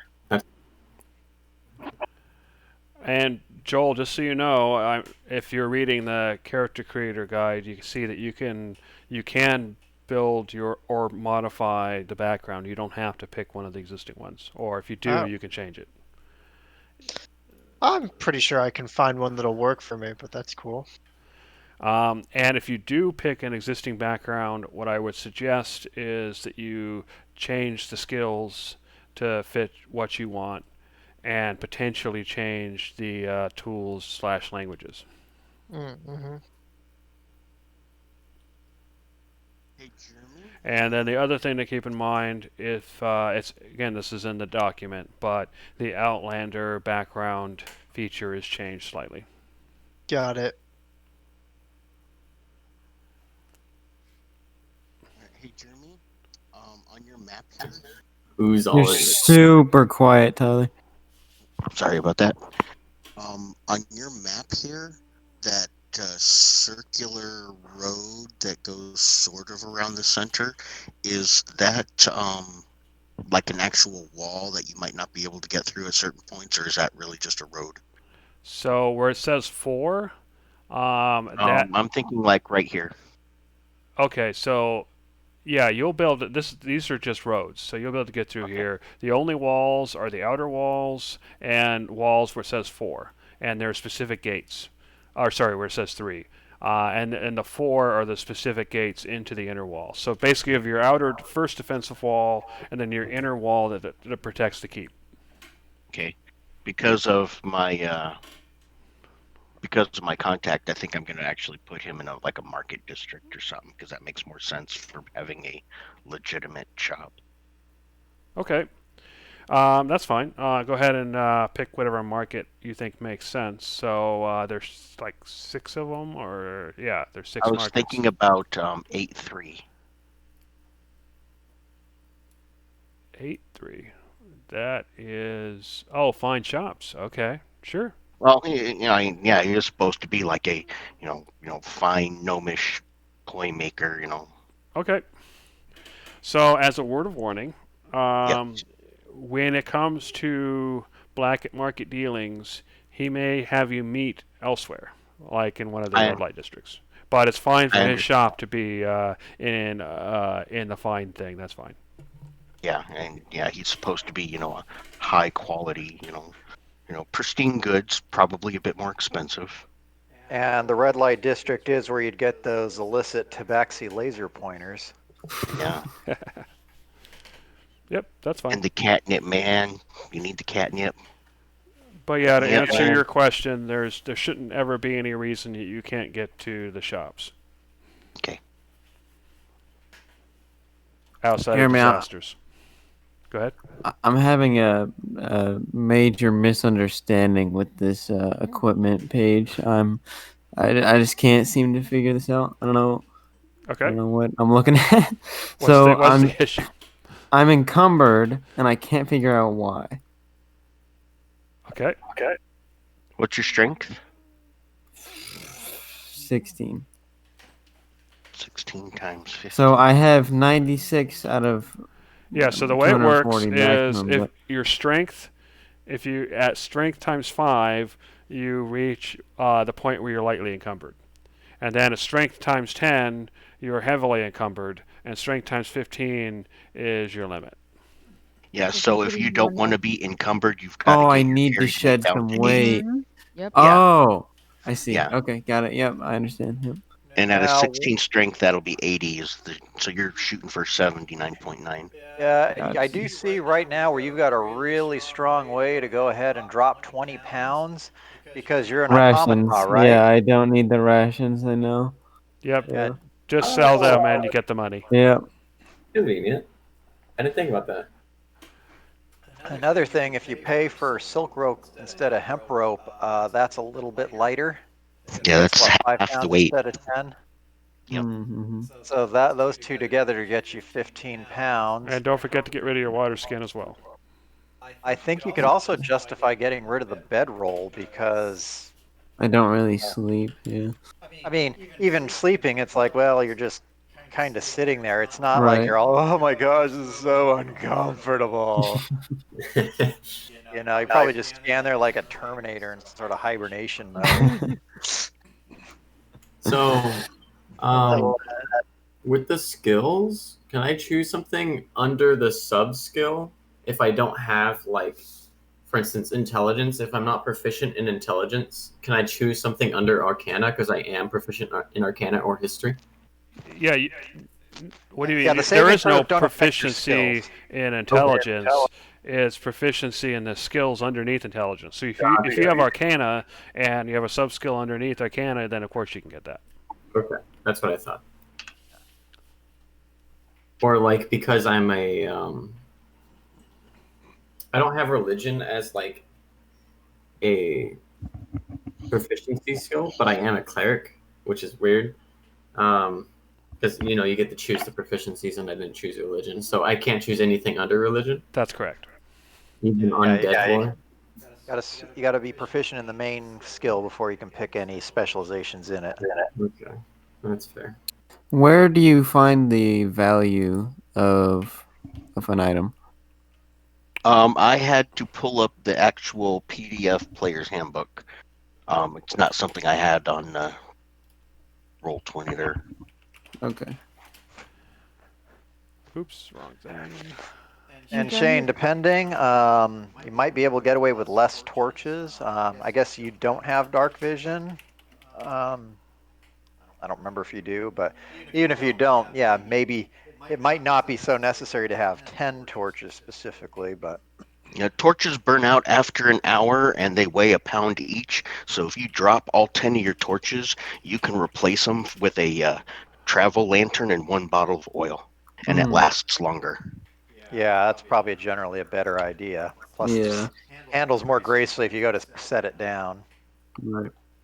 Jeremy, for the fate, the for the fate tokens points, do we mark one off right now since we're level 1? That's Or right. do we Yes, mark them? that was Okay. actually mentioned in the character creation guide. Okay. Yep. So we have 1 right now to start with.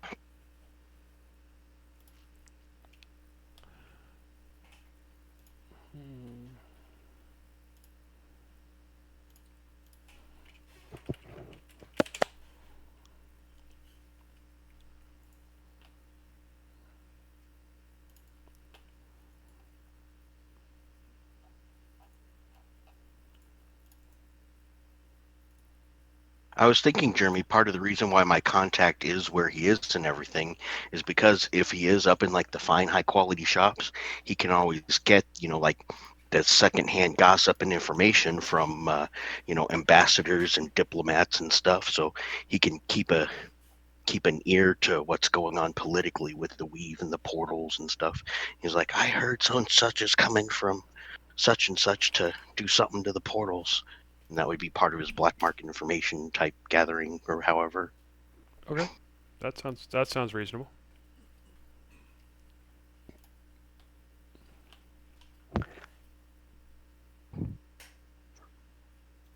Yeah, I imagine in my case too that potentially I could find out if people are, if there's any sort of sudden big to research certain types of arcane stuff. I mean, yeah, I'm looking at it mainly from just having access to arcane research material in general. But yeah, I'm sure, a librarian's going to be like, oh, yeah, such and such powerful person has been checking out these books. And yeah, there's been a lot of research into trying to do something. So maybe get a little bit of a heads up if certain types of magic events might pop up.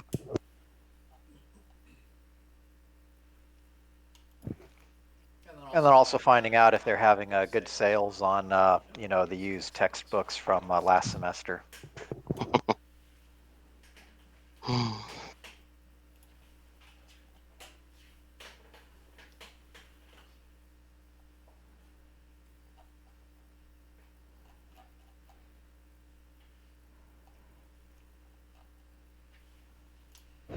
And maybe even jump in on a gaming group, if they've got one in the main study hall, and they're playing a campaign of taxes and textbooks. Ugh. You're just full of them tonight, dear. My accountant is up to level 5.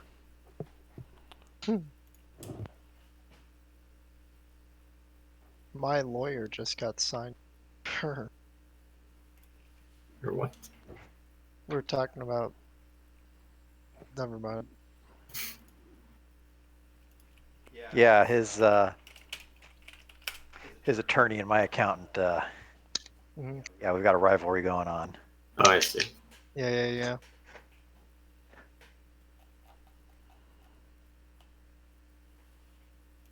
Oh, choosing a background is so much harder than I thought it would be. Yeah, you can also customize them, just so you know. Yeah, I know. Well, if you read the text, what I think one of the things it says is that your background should give you the mechanical expression of your backstory, meaning they should be tied together because your Yeah. backstory by itself doesn't have any mechanical expression in the game, but the background allows you to get that, if that makes sense. Got it. I might just create my own then. Yep. Yeah, I think the only tricky thing when doing that is, coming up with a custom feature that'll work. But generally, picking skills and proficiencies stuff, that's usually pretty straightforward. So, what did you have in mind as your background? That's part of the problem. I'm not really sure. What are your guys' backgrounds? Maybe I can tie into one of you guys. Well, I'm In not sure how much. Oh, go ahead, Dave. I didn't uh, mean to interrupt. I was going to say, in my case, and to a degree, Tyler's character as well. Well, fairly similar actually, but yeah, we were both basically traveling companions. So we've been going far and wide in the world, and we've basically been doing a lot of research stuff. And I've been particularly focusing on arcane stuff. So my skills have been, things like Arcana, and then I also for tool proficiencies, like I'm so thirsty for this knowledge that I'm willing to, maybe push my boundaries a bit. So I've got a forger's kit. So the idea being is, doctoring up authorization to, research at certain libraries and whatnot, and lock picking for, getting in after hours, and, accessing study stuff that I otherwise might not have access to, which, if you recall from the previous campaign, you were already doing stuff like that for Nico. So there's kind of Yeah. a precedence for that sort of thing. Hmm. And then the feature or the Oh, background okay. feature that Tyler. I have it here. I can just throw it up there if he needs a visual example of backgrounds. Sure. But yeah, keep going, Dave. Sorry. So, and yeah, the background feature that Tyler came up with for it was, if I remember right, like, in any sort of familiar, basically having proficiency in the kind of local lore for any places, even if we're not normally proficient with that stuff, because yeah, just doing so much traveling, we're used to a lot of cultures and can kind of get the gist of things really quickly. Hmm. Okay. Since I'm so charisma based, I think that maybe my background should tie into that. Maybe some sort of like, since I'm a shadow kind, I know it's hard for me to fit in. Maybe I did some type of like show type thing where I would use certain. Oh no, people don't like cantrips anymore. Now that is something, being a shadow kind, that also kind of helps kind of establish a starting point, because you would have only been around for the last 2 years, I want to say. Yeah, I'm not around for very long. But you do have the same issue with the automata, that you've kind of lost memory. So if you're interested in research, you may have also had a voracious appetite for that stuff. I mean, doing this stuff more locally, but I was kind of envisioning that Tyler and my characters, even before this portal would open into this town, as soon as we heard about it, we would have shown up, maybe even left and come back. So there's a possibility we could have Hmm. met you, maybe at the library or something like that. And maybe got familiar that way. So to Maybe be if clear, real quick, the automata have been in this world for 2 years. The shadow kind, when the dead worlds opened, you actually came from one of those dead worlds. So you've been here for close to a decade. Oh, okay. Oh, that works better then. Maybe Uh, I would be part of, maybe I could put part of my background as like I'm part of a group of shadow kind that is attempting to discover essentially what we are. Okay. Maybe something like that. So I'd have. Hmm, Well, that's a good start of a narrative, but yeah. what will that give you as your background feature? A background feature should be something that can narratively affect the game mechanically, but Hmm. won't give you any benefits in combat. Yeah. Maybe I get extra bonuses when doing something with the outer worlds, because like I've been studying them along with Dave, to not to understand them, but to purely understand them from a shadow kind point of view. Like, could we have come from there, or like, where is our origin? Where is our home? Okay. This is hard. This is hard. No, I don't know if I'm in love with that. I'm just kind of throwing stuff out. All right. Yeah, we'd have to figure out what kind of mechanical benefit that would give you, but that's Yeah. a start. No, I'll keep thinking on it. I'll think of Out of something. curiosity, did you have specific skills in mind you wanted for your background? That might be able to be used for inspiration to get an idea of what kind of background feature or background in general would focus on that sort of thing. Yeah. I didn't really, to be honest, but I guess I could start there. That's what I use for mine because I focus my background a bit more on an investigative outlook, and so I looked at the features that are enabled for each of the backgrounds, and whichever one I like, then I tweak the Hmm. respective story to it. For sure. I think part of my problem is I'm not exactly sure what I wanted my class skills to be. Right now I have it as persuasion and arcana, but I could also do like deception or performance. Now, you said class skills in that case? Oh yeah, for sorcerer. Okay, yeah. Um, yeah, and I mean, and I think your sorcery background, that can influence some of your background there too. Kind of Hmm. like the whole, why did you decide to become a sorcerer? Well, okay, I guess No, technically why you was wouldn't have I picked? decided to be, you'd have just been Yeah. one. Um, but yeah, if you're really embracing that, and that could affect things like, yeah, you're really drinking the Kool-Aid and trying to be the best sorcerer you can be, and not just taking it for granted. But yeah, again, with the background, if you pick skills related to that, that really, I think, would probably help cement what you're trying to do. Because especially if you pick something kind of unorthodox, um, you know, And yeah, and I mean, sometimes even weird stuff can fit in. I mean, yeah, normally you wouldn't expect an arcane scholar to, have crime tools, but in this case, it's like, well, it does make sense in the in context. So there's a possibility that whatever you skills you decide you want might actually be able to tie into something. Might give a few angles to try. So I Yeah. posted a link for in the chat for equipment. So those people buying and selling equipment, that should you scroll through that, and that should give you the prices.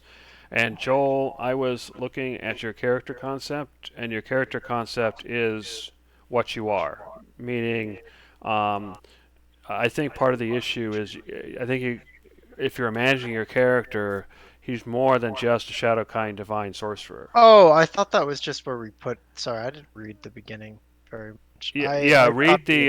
Go ahead and go to step one, and read that because the whole idea was you built your character concept in your mind and you built a character out from that. So Yeah, go ahead and sorry. read that. I just went to examples and I was like, oh, it's just like my thing, but I can totally change that. Sorry. So yeah, if you look at Dave's example, for example, it's a Tabaxi druid who has traveled far and wide while Mm, relentlessly seeking out secrets of arcane knowledge. It's more than just him being a Tabaxi druid. It describes hmm what is the whole concept behind the character. for sure.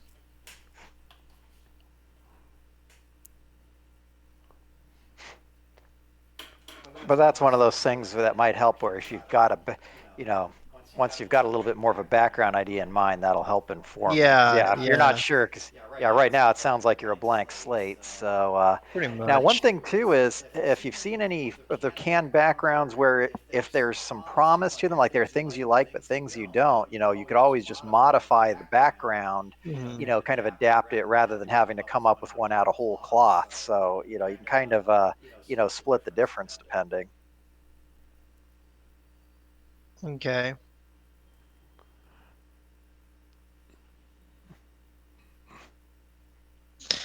All So right. did I kind of miss the character concept portion too there, Jeremy? Or do I need to Um, work on that, or is? I looked at yours before, and I thought it was kind of cool. It's one of those your focus, it's like this bravery, acting against odds. Um, I think if you play that up and you that's your character, then that's pretty cool. All right. I'm just making sure that wasn't too generic. I had to try and put some more depth in there. Yeah, because I think mainly it's what you should be able to take the concept and kind of picture the character. That's the whole idea. You want to picture the character in your mind, and that's the concept. So for the family and raised by section, how does me being a Sudaga affect that? You obviously, yeah, what you probably want there is that you were once a human or an elf or some other race before you were Sadaga. So that probably is going to apply to that. Because Okay. clearly you didn't have a Sadaga family, but you might have had a human family before you were Sadaga. So it kind of matters how pointy do you want your ears to be. Oh, actually, I guess this dog will look pretty different anyway. Okay. I think I have a little bit more of a background now, Jeremy, if you want to check that out. Sure. Let me know if that's good for you. Or I think it actually gives me some places to go too. Yeah. I think Yeah. for a background, maybe I can tie more into being a divine soul, because obviously it gives me benefits to healing. So maybe since my character wants to help people as much as he can, maybe I worked in close conjunction with some group of people that was healing people, whether that be like a church or hospital type deal, And yeah, you or would like find a medic. temples and hospitals and all of that in a city like this. So that sounds great. Okay, cool. And yeah, the character concept's much better because it's more than just Yeah, that it's you're a just what. sorcerer. Yeah, sorry, I didn't read it as carefully as I probably should have. That's fine. Yeah, and that also kind of sets up where now you can kind of see where the feature might be something medicine related or something like that. I don't know if I want it to be something medicine related, since I'm pretty terrible at medicine and wisdom in general, but I could always adjust some of my attributes to be more geared towards that. Or you could just say that you focus more on the magical side of Yeah, that. because that is where I get my powers from. No point chasing down something I can't do when I can heal people through magic. Fair enough. But the question is, was- do I want to take it a religious route or a purely healing hospital? Say, well, I don't know. This is just a suggestion, spitballing here. Yes. But if you want a background feature that denotes you trying to help and heal other people, I don't know if something along the lines of whenever you heal somebody, any roll of a 1 on the dice you roll to heal them automatically counts as a 2. Oh, I could take something like that. Yeah, that I helps me. mean, Since if I've been Jeremy, healing for so long, I've gotten better at specifically healing magic. I actually really like that. Yeah, I was that going to say, sounds yeah, fine if to me. Jeremy has.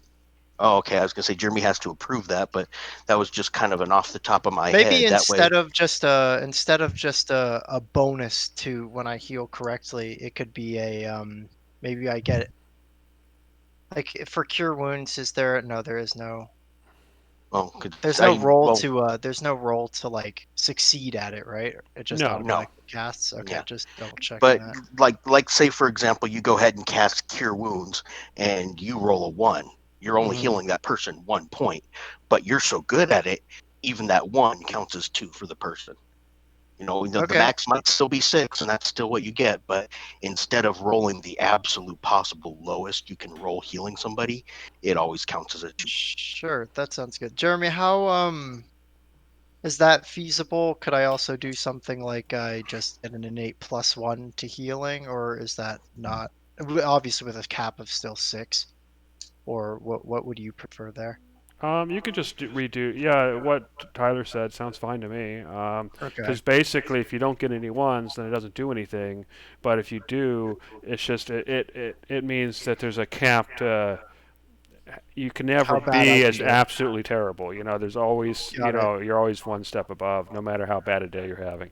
Yeah, that Yeah, sounds your good. minimum standard of care is better than anybody else's. I That's like why you're a that. professional. Mm.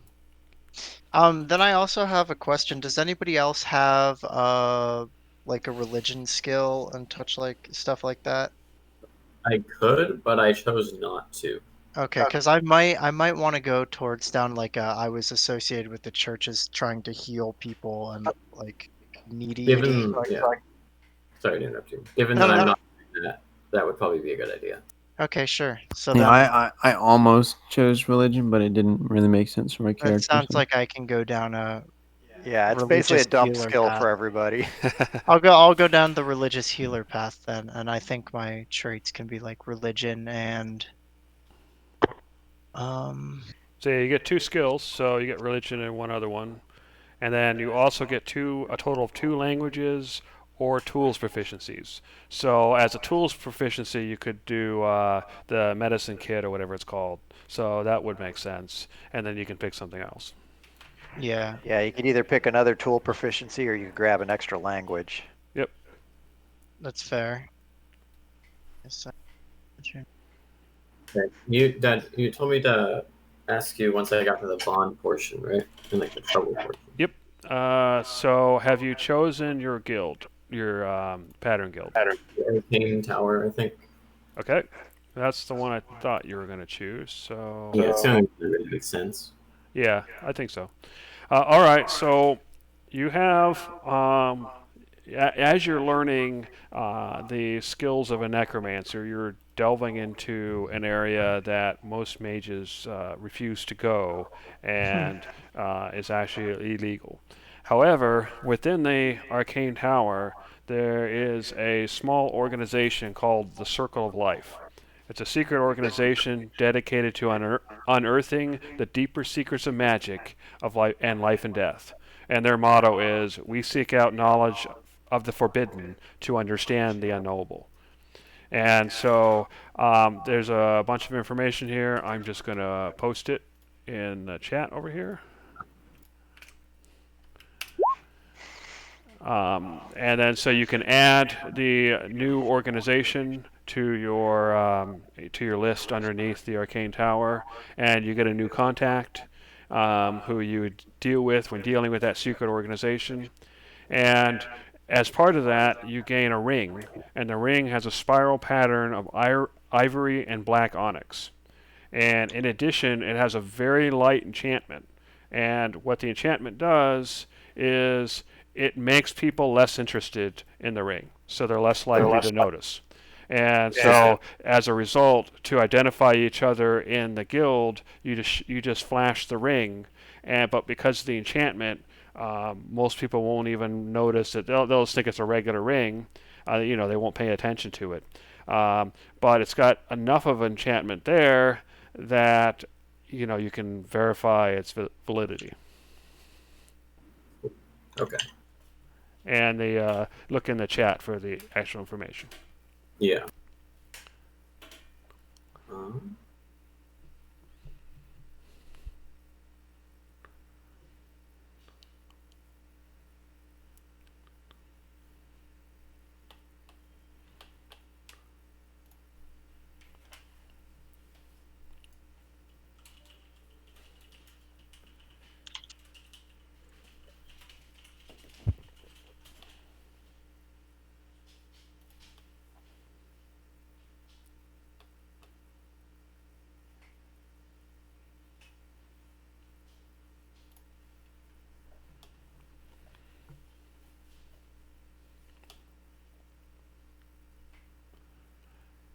And so I guess that means if you're already over there, that you're basically done then.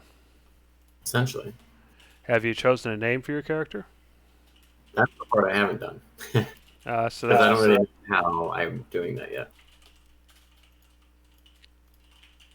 Yeah, so you probably want to think of a name. The thing is how I want to kind of embrace the Sudaga names. I'm not sure how I'd go about choosing a name, if you get what I mean. Other than just choosing one of the ones you listed, but that seems kind of boring.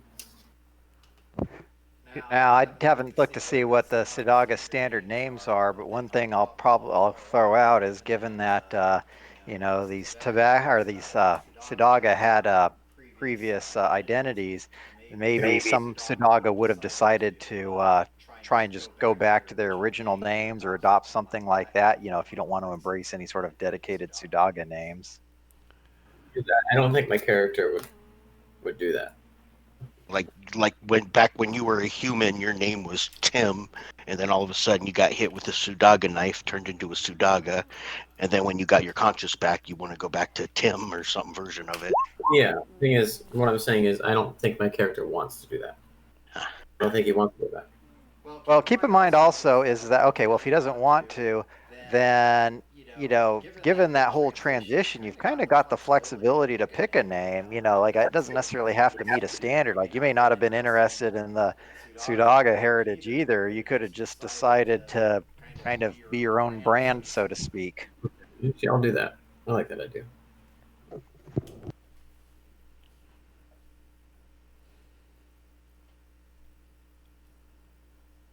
And then, Bronson, specifically for you, I picked the Sudaga Shaman token for you because I thought it would be amusing. But that's just me. Would you rather have something else? I think it's funny. I'm a fan. Sorry, say that again? I think it's funny. I like it. Okay.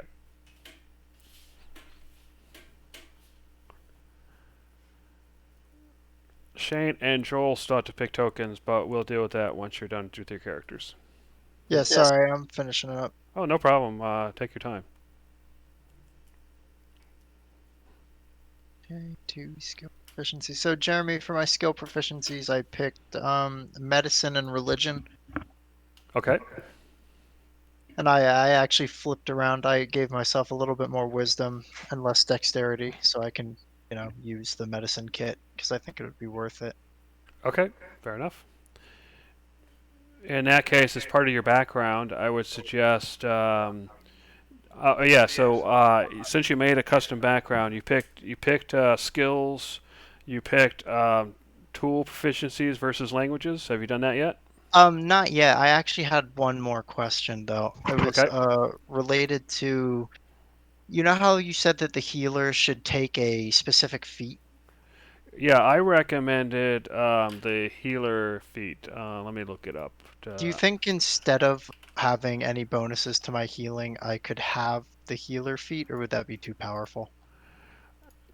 You can, but if you want the healer feat, if you go back to your race and look for variation, you would have to trade in one of the traits listed there for that feat. Yeah, no, Another I was just option asking as is part of my just to background. deal with not having it and to pick it up at level 4. Oh, okay. What does it do again? It just allows you to use a use of the healer's kit and actually heal somebody with it. Okay, I kind of need that, to be honest. It takes a healer's kit, which normally just stabilizes somebody, and turns it into an actual for really real cure wound spell. Yeah, that's kind of nice. I'd But really want that. it is limited. Healer. Oh, actually, let's look it up properly. There's just only a certain number of times per long rest or whatever you can do it. So let me look that up real quick. A person That's can only still pretty benefit from nice, that though. once every short rest. Oh, short rest. So that means Yeah. that you can do that, but essentially only once a day on that same person. You can do it as Is many it, times as you want on different people, but but just one on that one person can only person? have it done once.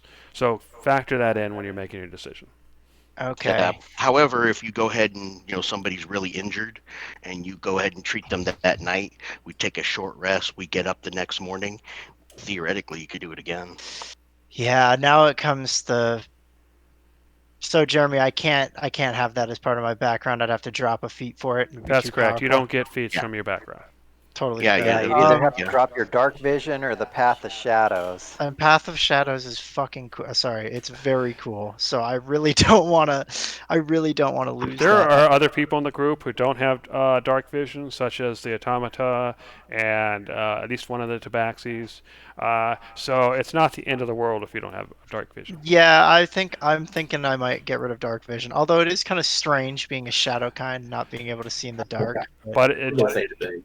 it's the idea behind this is that there's variation in every race, and sometimes mhm. it's weird. Sometimes you have your albino or whatever. You That know, might be. It might be kind. I can also kind of tie it in role playing wise to me being of a supposedly divine origin, which I'm trying to seek out. That I don't have dark vision.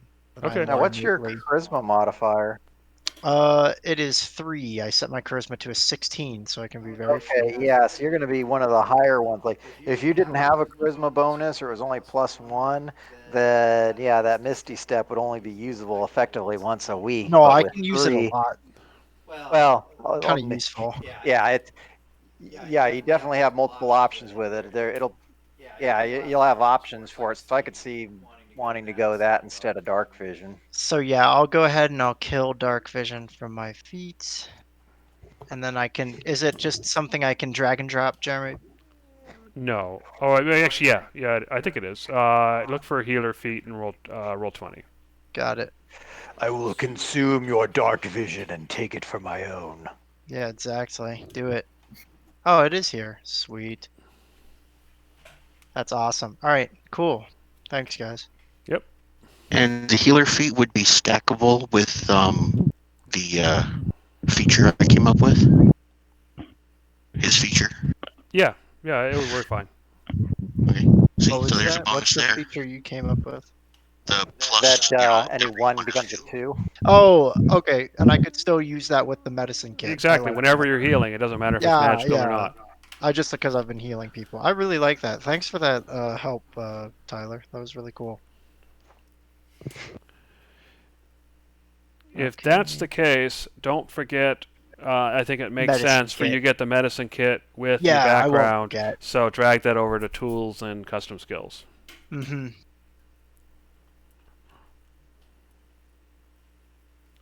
And speaking of equipment, the backgrounds generally come with equipment.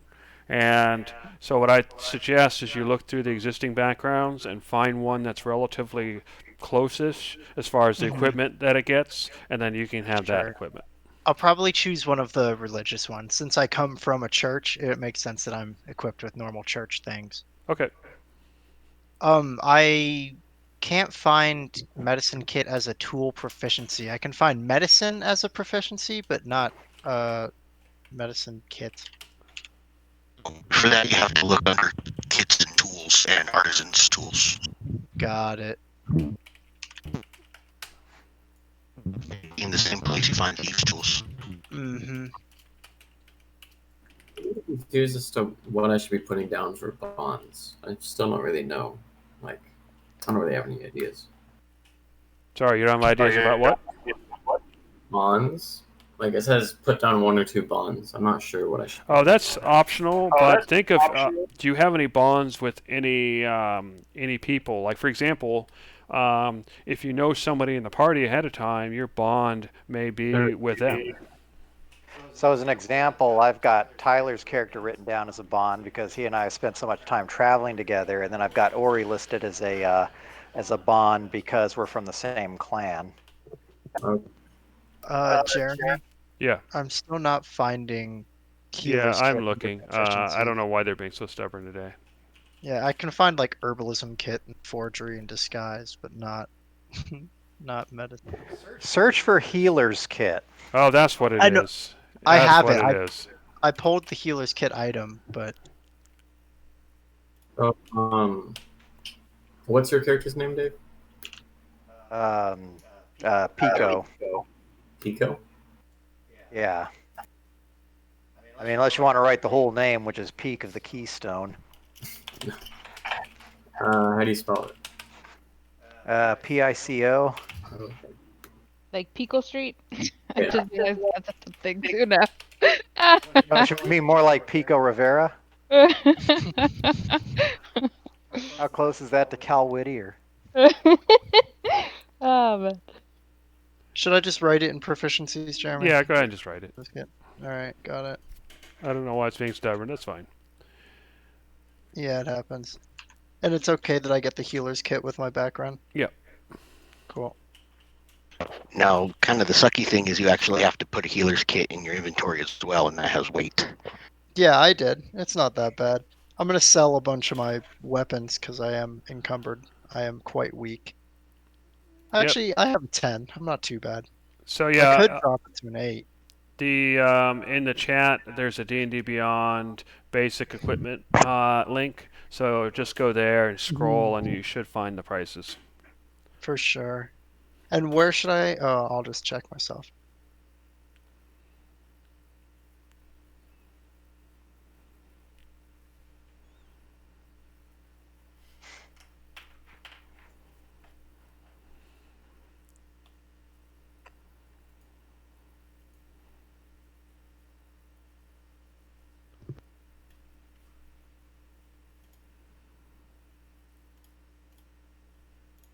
I guess it. There it is.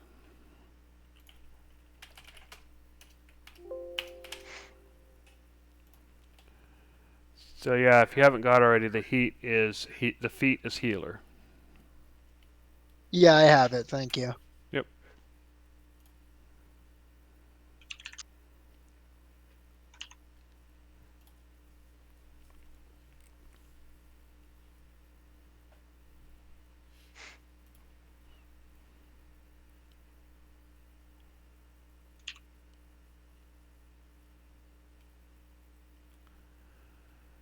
And the nice thing is that you can do that as an action, which means that you can actually do that in combat. Oh, okay. Sweet. It does mean that you have to run up to where they are and kind of kneel down and do it. So it does require you to move around, but it's definitely doable.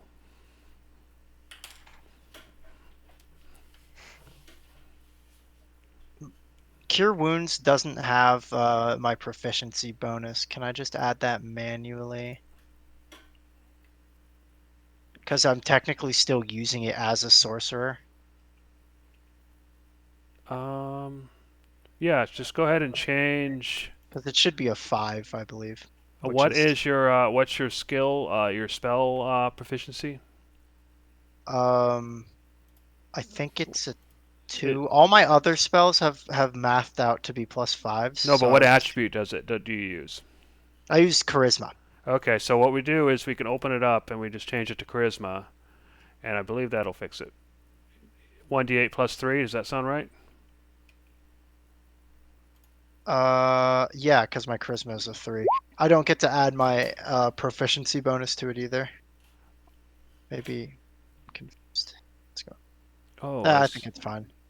It's probably fine. let me look Well, it there's up. no roll for it, so I don't get the other things. I'm trying to look at the other spells because Oh yeah, you're not going to get a bonus. Yeah, you're not going to get a spellcasting bonus because it's not a roll spell. no, yeah, I was just checking to see if my other ones just had a +3 as well.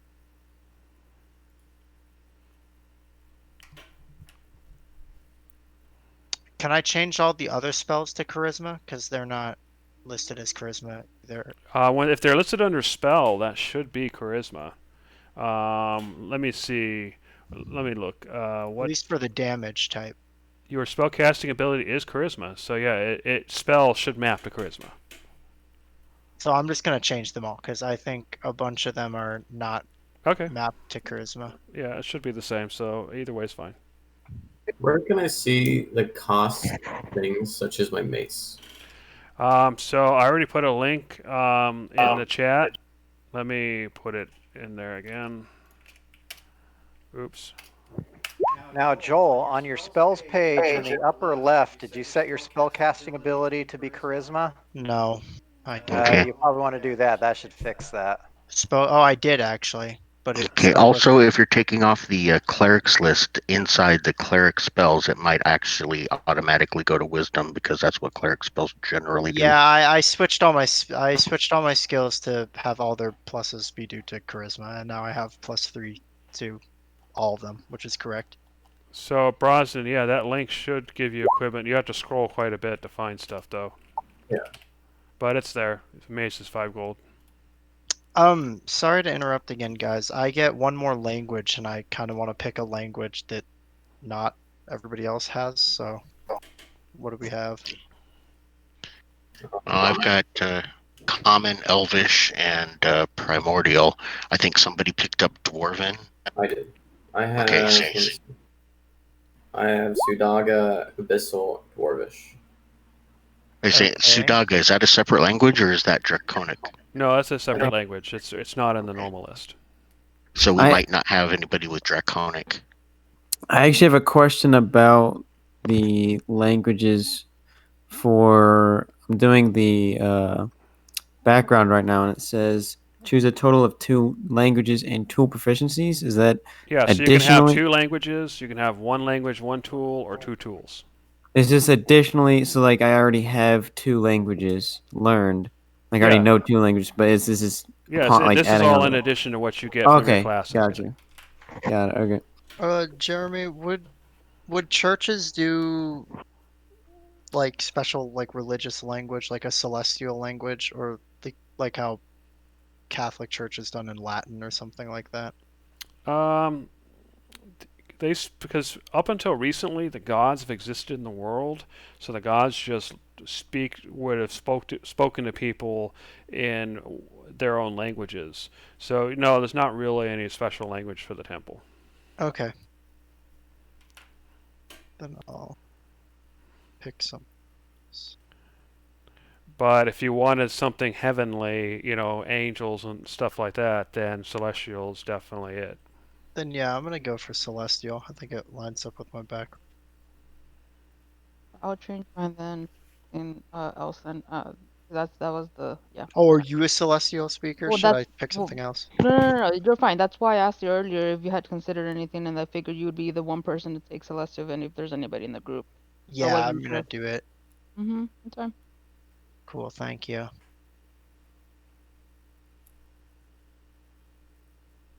Well, we still don't have a Draconic speaker. Didn't we say somebody was gonna pick up Draconic? Yeah, I was under the mistaken I impression can. that. Okay, I was under the The mistaken robot impression that translator. Sudaga spoke Draconic. I like that. Well, he came over and he started learning languages as quickly as he can, apparently. Yeah. Wait, Are spears throwing weapons? They can be. No, can't be. Okay. Is there somewhere there's a list of tool proficiencies and languages? I'm looking in the player handbook. I'm not finding anything. Let's see. If You just should be look able to at the search for languages. tools. Yeah, so if you just type tools, you'll see a whole bunch of proficiencies. You want to scroll down Okay. to where it says proficiencies, and Got I'm it. pretty sure a similar thing for languages will work. Gotcha. Yeah. And yeah, if you're curious, I mean, take some of the stuff with the word assault, but I just sent a link in the main channel that that lists tool proficiencies and kind of gives at least one person's idea of how they might be useful. You wouldn't want to necessarily count on certain things, but it kind of give you a feel, at least as sort of what kind of the gist of it. So that might give you some inspiration. And they does list them all. Was that to me? Did you? No, I think it was to Shane, but to whoever. Oh, okay, yeah, I see it.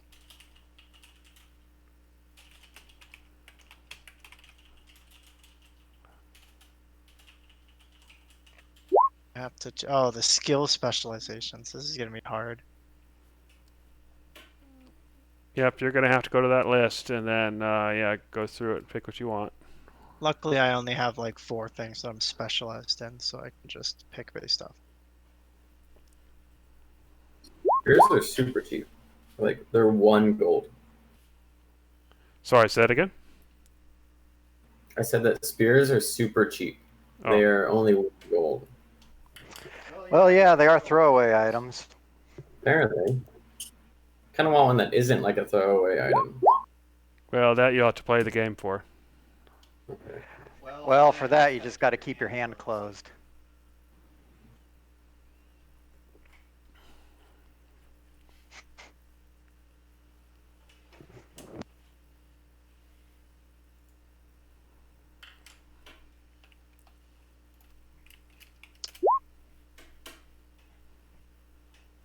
Can you pick multiple specializations per skill, or is it just one Yeah. per skill? You get 3, and yeah, but as long as you have the base skill proficiency, you can pick all of them if you want. Got it. Cool. Thank you.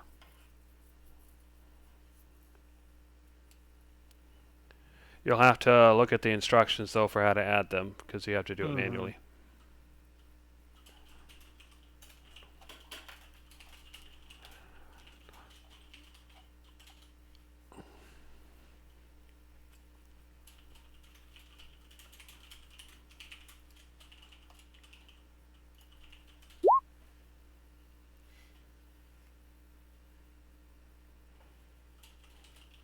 Okay, so I think spears are very bad.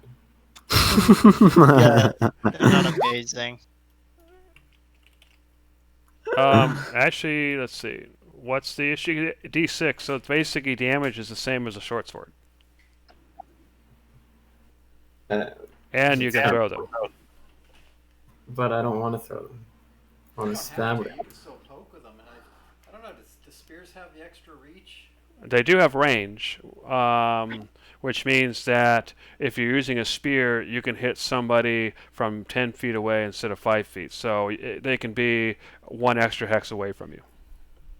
That's fair. So yeah, it seems fine to me. It's just, it does like no damage. I would never use it. Well, you may say that now, but keep in mind that because of the gritty realism, enemies are going to be tuned a lot differently than what we had in the past campaign. Those trivial Well, sure, it's just, going to be I guess the more point likely is, to be doing most of the time, and enemies will be more likely to succumb to it. I guess my point is that I might as well just use another weapon that's better. Okay. Because spears just do less damage than like everything else. Yeah, they're not super great. Yeah, if you want to pick, it looks like. Oh wait, that's Joel. What kind of proficiencies do you have? I mean, you can always pick something else. Weapons, short bow, long bow. So, not really much else. Just vague, simple weapons. Sometimes they do like extra piercing things that can be beneficial that make up for lack in damage, but I'm not certain that's this. Not really in this system. I mean, you might have something that is resistant to slashing but not piercing, but that's a special case. Might have more than I think of it. It kind of makes sense a little bit to use spears too, because the one thing that the dead usually are resistant to is piercing, but that also is kind Sure. It's just why would I use a spear when I could Oh use yeah, some when you other? could use something better. No, I totally get it. They're just objectively bad. Yep. Well, delete it. Pick what you want then. Just basically. Oh, I guess. Oh, you got 74 gold. It looks like, so you could afford to buy something else. So. Yeah, just get what you want. The issue is I can only use simple weapons, so there really isn't anything better actually. Right. So I might as well.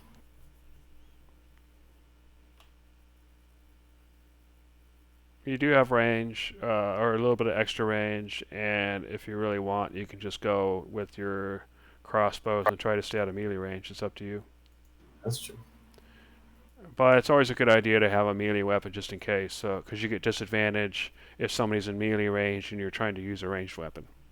Yeah. Oh, spears are one-handed. That's weird.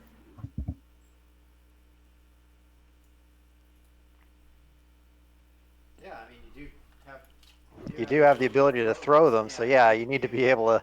It's hard to throw things with two hands Yeah. so far. So. It's just I expected there to be like a two-handed version that's like long and big, you know. Yeah, I think that would go into martial weapons though, so you probably wouldn't have proficiency for something like that. It does say spear proficiency, so that's why I expected it. You know, never mind. It's like an extra thing that Sudagas had. Spear.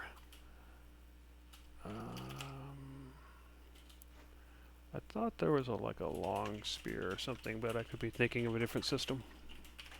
Probably not. There's a lance, but I don't think it's very helpful here. No.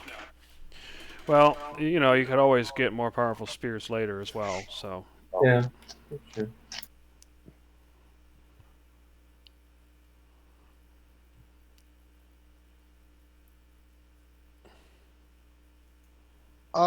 People who took specializations in Arcana, did you pick? I think I went with the arcane spell lore. Mm-hmm.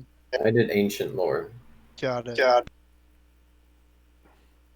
Oh, and Brosnan, with your equipment, it looks like you pulled over a bunch of things. If you hit the check box in the upper right corner, it'll collapse and be a lot smaller. Oh, I didn't know that. Okay, thank you. It's a lot easier to deal with. Yeah.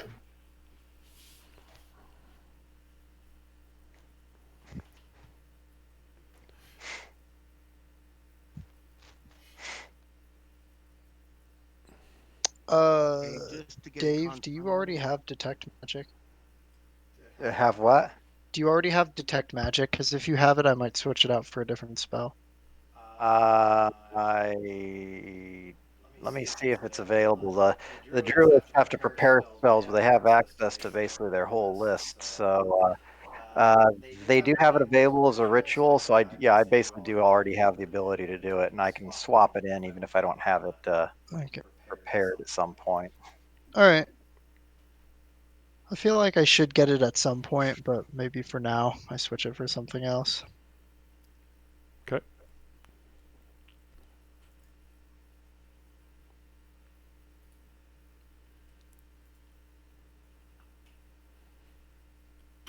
And just to get a quick rundown for everybody, just call out yay or nay. Everybody speaks common. We have at least two people that speak. We can't hear you, by the way. I'm sorry. Is that any better? Yeah. Okay. Everybody speaks common. We have two people at least that speak Elvish. We have one person that speaks Gnomish. We have one person that speaks Halfling. We have one person that speaks Infernal, Celestial, Sudaga, dwarf, and primordial. Does anybody have any other languages that we don't Abyssal. have? Abyssal. Does somebody speak Abyssal? And I've got Draconic. I don't know if you said that. Oh, no, okay. So Draconic. Okay. Go ahead. I was just saying I speak Abyssal. I don't know if you heard me. Okay, Abyssal. I Has a language on that list so far. mhm.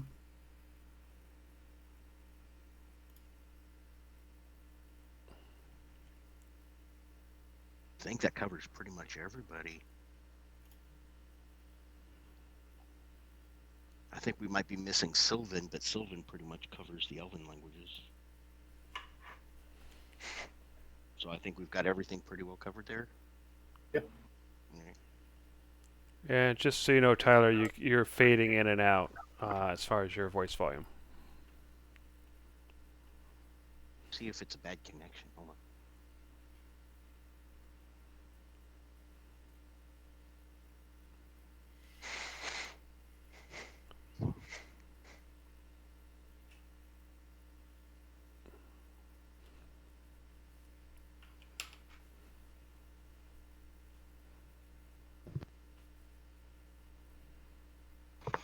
All right. How does everybody think I sound?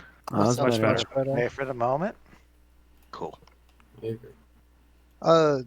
Brosnan, did you take aberration lore or monstrosity lore? I forgot. I took ancient. For Arcana? I think so. Well, that might be history. I might be wrong. Hold on. I don't know if I took anything for Arcana. Okay. None of it seems like something I would need. I took ancient lore. I'm not sure if that's Arcana or not. No, it's not. That's history. All good. I also took tailing though and combat sense. Mm. Cool. Tailing should be useful. Yeah, I think I have both of those, or at least I have one of them. Okay, I'll lay off the Arcana then. It seems like you're pretty deep into that. Well, I have nothing in Arcana.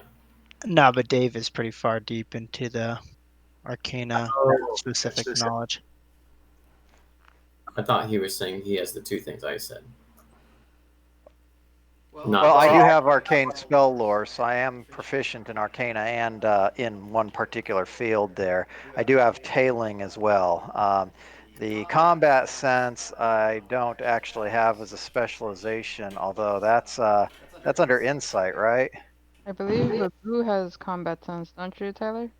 Yeah, I have combat sense. I've also got Arcana, Artificer's lore, and Tinker's tools. So I'm basically the mechanic.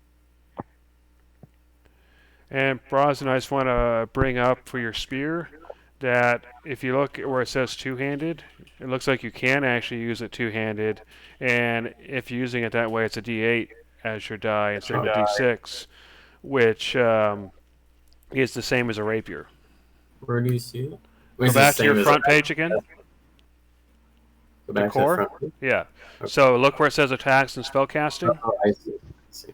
So if you use it one-handed, it's a D6. If you use it two-handed, then you can get more power behind it. And a D8's respectable damage for a basic weapon.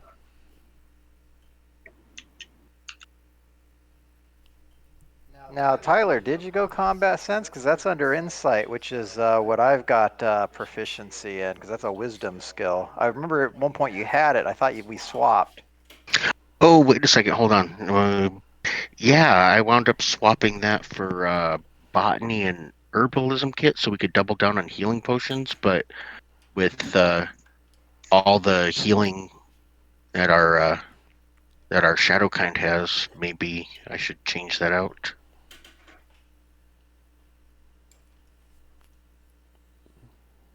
Well, that's up to you. Sort of a group cohesion concept. Anybody? Yay, nay? Can you repeat what you said?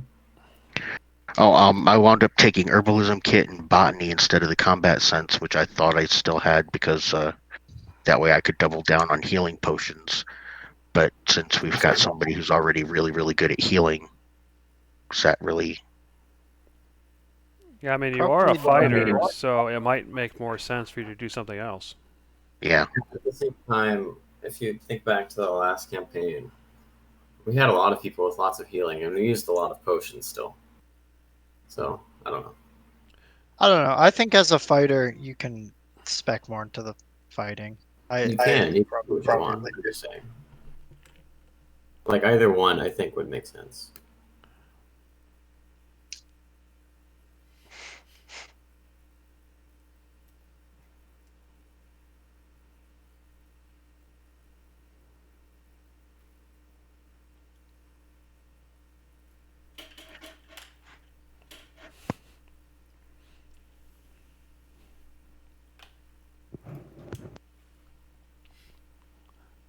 Yeah, that is under wisdom though, and my wisdom does sort of suck. You'll need to speak louder again. I was gonna say, yeah, combat sense is under wisdom, and my wisdom does sort of suck. Yeah, that was why we swapped. 'Cause I think I had something that was under int, but you were better at that, so you ended up going that route. 'Cause, yeah, I seem to remember. I think we kind of swapped stuff there. I just don't remember Yeah, what it was. Oh, I yeah, think maybe it was in botany, which is under. investigation. Yeah, I got investigation, and botany is intelligence, and so is the herbalism kit.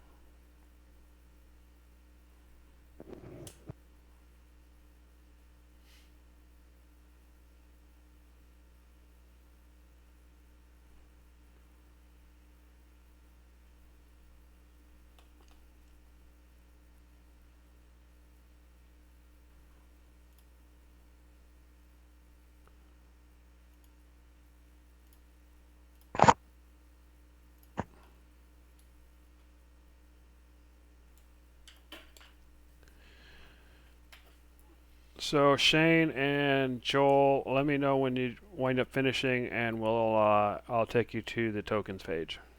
Okay.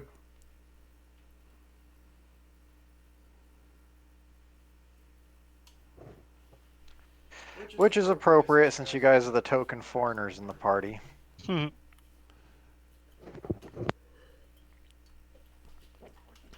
Although not the most foreign of foreigners.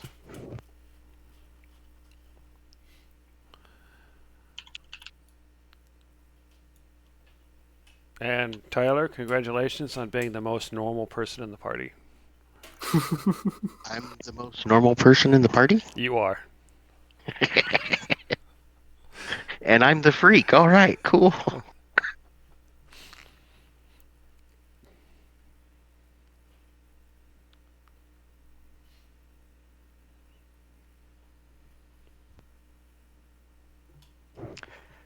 Well, you are kind of like the Neapolitan character in the group. Yeah, I suppose. Oh, go ahead. Huh? Oh, I thought somebody else started talking when I talked. Two different flavors, and you still manage to be significantly vanilla. Does that mean I'll be the person to have to communicate with other people when we, as a party, go somewhere because I'm the most Definitely. humanoid Yeah. looking? It's not gonna be me. If that is the case, is my additional features and traits gonna interfere with that? Well, Joel would be the second most normal, I think. So you have that. And I think he's the one with the high charisma, so who knows? Because I think my charisma is just a flat 10, but since Rosari's the only 7'6" half elf that anybody's ever seen, Yeah, it's not impossible. Think Shaquille O'Neal or Andre the Giant. It's just unusual. fair enough. So yeah, maybe you're going to be relying on the Shadowkind then. Yeah, I got a little bit of charisma to me. Probably not as much, but Jeremy, do Shadowkind have family, or did we just kind of appear? You just kind of appeared. You might have had family, but you don't know. Okay, so I'll put none. And raised by... Probably yeah, you since don't know if I've... there's an Uncle Bob in your life. Yeah, you have no idea who you were raised by either. You know, it's like you woke up from a dream. You're in this new world. Your memories are all jumbled, but you seem to have adult knowledge and capabilities. Shadow Wild. kind, the ultimate latchkey kids. Yeah. And every once in a while, a memory will surface that you swear belonged to somebody else. Interesting. Mom's been gone so long, I'm not even sure I had one. Oh, hey, Jeremy, if we start off with a spell, can we go under the assumption that we've cast that spell at least once? I'm assuming if you have a spell that you've had to learn it from somewhere. So yeah. In that case, can I just start with a familiar, or do you want me to find the components and cast it originally? If you have the find familiar as a spell, I'm fine with you having a familiar. All right. Just a standard familiar, which is the magic Well, initiate feat. why did an ancient black dragon just poof over the city? Oh, What? a good thing we can speak Draconic. Truly. Shane, I like to think that the reason your character learned Draconic first is because you both admit exhaust, so you have a lot in common. You're like, I too bellow smoke from my mouth occasionally. Hmm.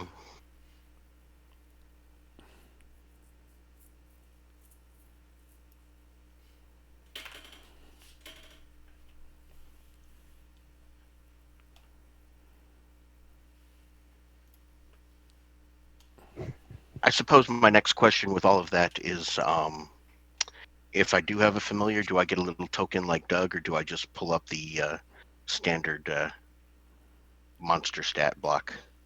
You just let me know what your familiar is, and then I'll make a token between sessions. Oh, okay. Normally he's an owl.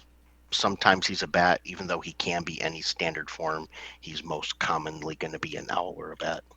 Okay, so pick one. Which would you rather have me make? An owl. Okay. It's just going to happen to look like a dog.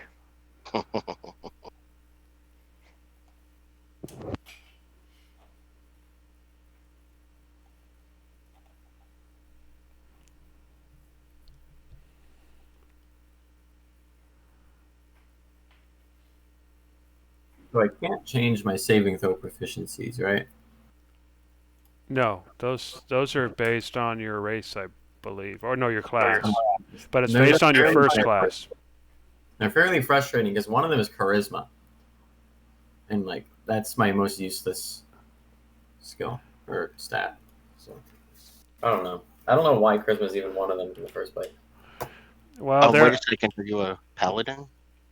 Oh, I'm a brave cleric Oh, okay. for one level. Yeah, I don't know. Well, Yeah. that just means that you got a +1 to your charisma saves that would normally just be a 0. That's true, I guess. Oh no, it'd normally be a Depending- -1. I'm wrong. That's why it's only a 1. Yeah, I was gonna say depending, and I realize it's gonna screw with everything. I'm sorry, but I know you wanted to do the whole necromancer thing. What if you started out with your wizard and all your wizard skills and wizard saving throws, and then just cross-trained for one level of cleric at level 2? That way you would have all of your standard saving throws set up for wizard, like if that's what you want to go at. Yeah, the issue there is I wouldn't start with heavy armor, which would make getting it like a big hassle and stuff. Ah, okay. And I wouldn't be able to get the feat that I wanted to get, which allows me to use heavy armor in the first place. Because if I were to start with a wizard, I would have to use light armor, and then the only feat I could get would give me medium armor versus starting with medium armor and getting a feat for heavy armor. Oh, okay. What I was talking about was if you start off as a level 1 squishy wizard, it shouldn't be too terribly difficult to get to level 2. And then when you cross train into cleric for level 2, you should get all of his armors right there as cleric cross train. Because I'd have to get a feat. Clerics have medium armor naturally. Yeah, so have- when you take that class, you get medium armor. My point is, Well, remember that multi-classing doesn't necessarily come with everything. So Okay. if you multi-class into cleric, okay, multi-classing to cleric, you'll get light armor, medium armor, and shields, but that's it. Mhm.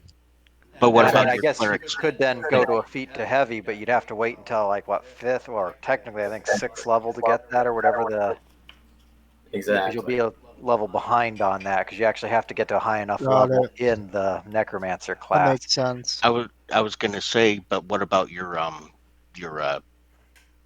domain, your cleric domain? Doesn't that give you from medium to heavy armor? Or are you actually using a feat for your heavy armor right now? I replaced the what they're called. Sorry. Dark vision. I replaced dark vision with a feat for heavy armor. Okay. Yeah, he trying wanted to to help start everybody. out at level 1 with heavy armor, so that he went with the Okay. ability to allow him to do that. All right. I'm just trying Now, to help optimize.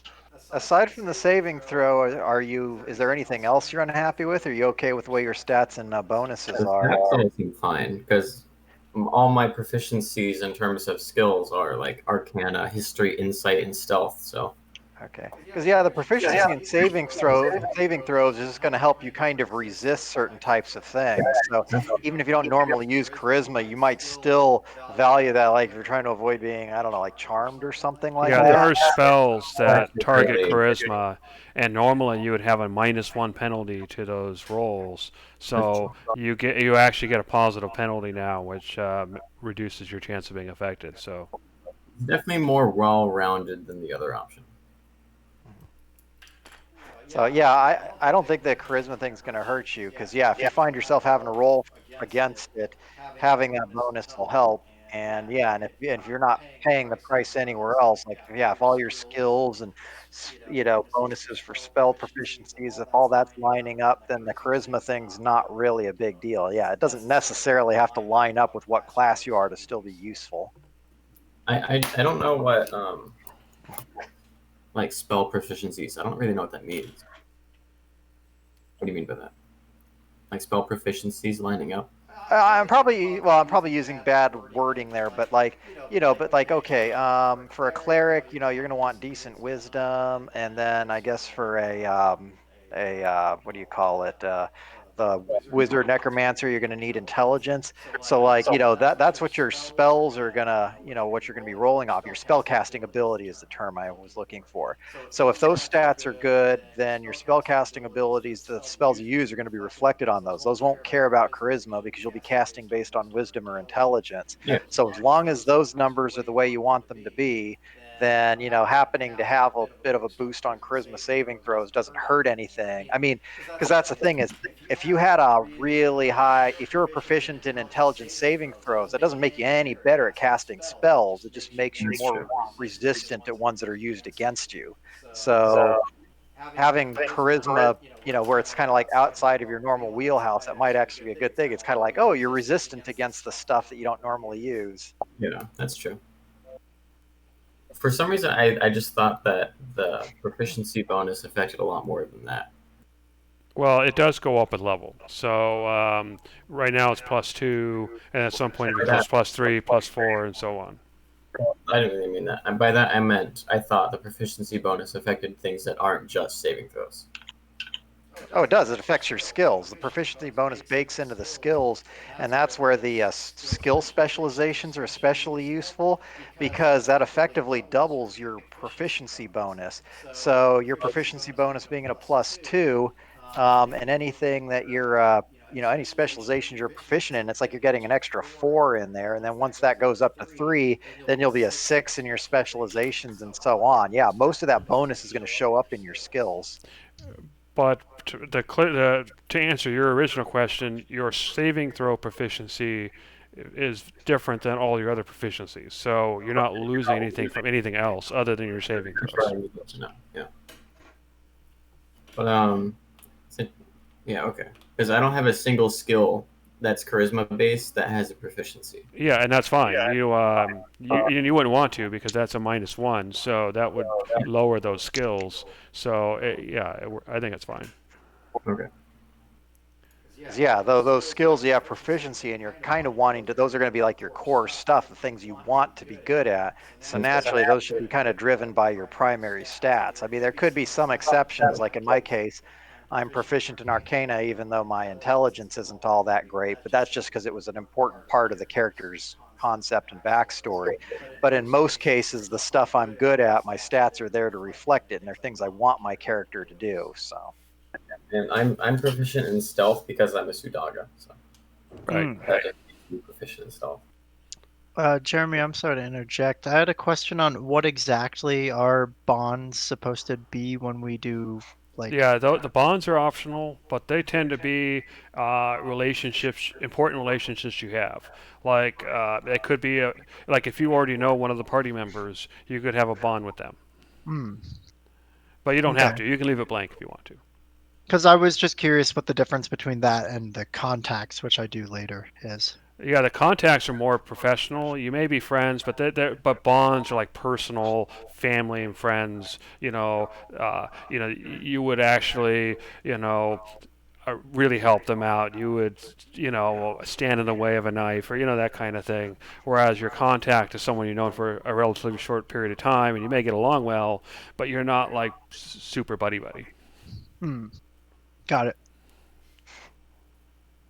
Yeah, and like if you were going to put party members in as bonds, those might be your favorite people, the ones you've hung around with most or most familiar with, the ones you'd be probably prioritizing saving in the event of a crisis, or the ones you could count on most with your innermost secrets, all that kind of nonsense. Or for background stuff, they might be the people that you had a background with, because maybe you only knew one party member, and that you're going to have to start with a closer bond with them. For sure. All right, so who found me in the church? I was gonna say if you wanted to have found me as a what is it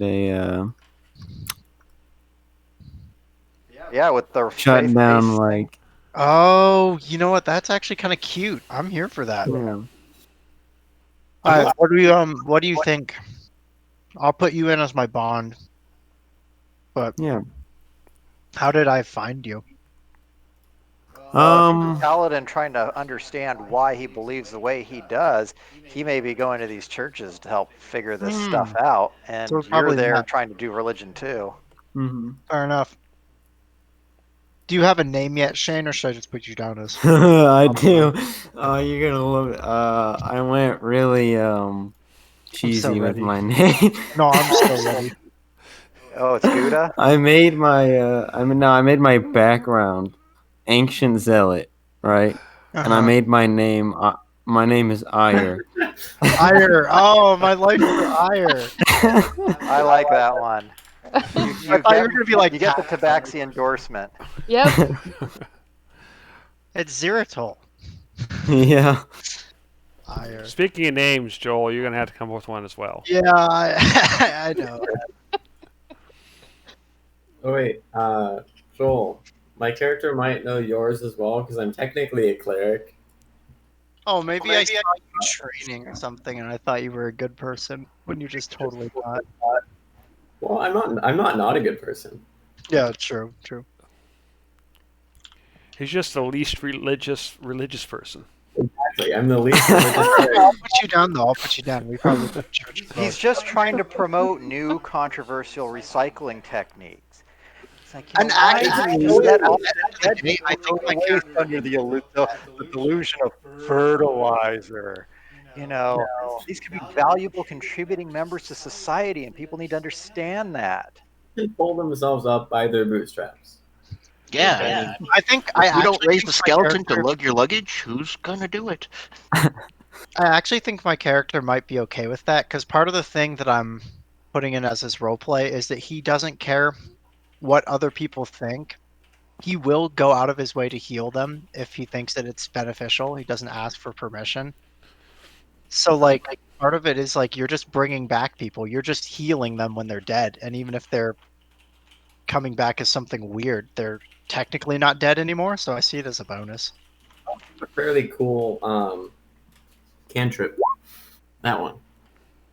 Let me Kind of change cool. it. I like that cantrip. I got it for free. Oh, spare the Actually, spare. That's a good one. I have 5 cantrips, just so you guys know. I have 5 of them. That's That's crazy. a lot of- I have no spells. So that'll be handy if somebody's making death saving throws, and you can just go over there and stabilize them. Roslyn, do you have a name for your character yet? Devok. Oh, hell yeah. Devok. I used the name generator until I found one that I liked.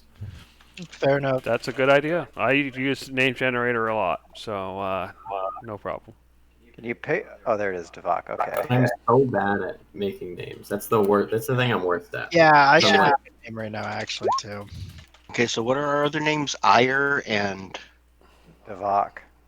yeah. Oh, I thought we had one more already chosen. Okay, there's Rasiria. You may not know about that one. Ras. Oh, har. Yep, Ragru, Pico, and Oreo. So the only one that hasn't been covered is Joel, who hopefully will not be naming his character Vafir too. Yeah, Vafir 2 Electric Boogaloo. That's gonna be me.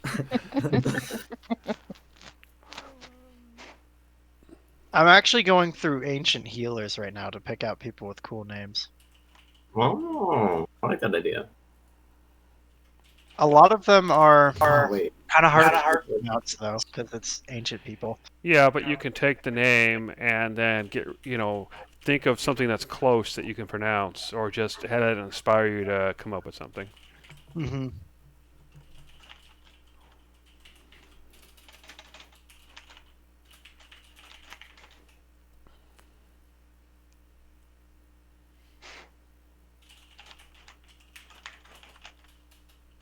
Oh, I like that.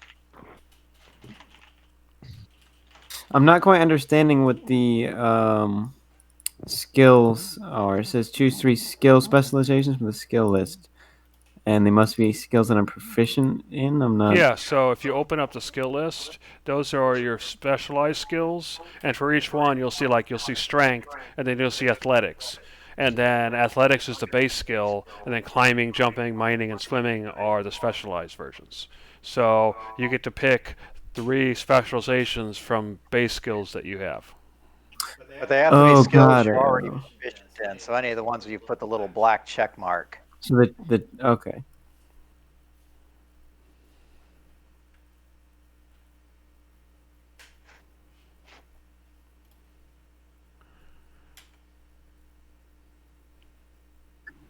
Class into wizard, you don't gain a single proficiency. No, you don't. That's a shame. But if you take the wizard at first and then class into Yeah, I know. But he then needs to again, get you lose that. out on He your needs to armor. get that heavy armor because that's But like I can't get the heavy armor perk if I can't already use medium armor. Well, that's just it. You'd wind up having to wait until level 2 or something. I know it would be kind of screwy, but Well, otherwise, I have to wait till level you 6. don't get any skills. I have to wait till level 6. Yeah, and Before I could use one thing to keep in mind is you'll be able to get additional skills in the game. So I think you could make it work well enough. because the skills are kind of shared already. Like, it's not like if I was just a wizard. I would have the same skills as a wizard. Okay. That's my point. Okay. It doesn't really matter that much. Cool.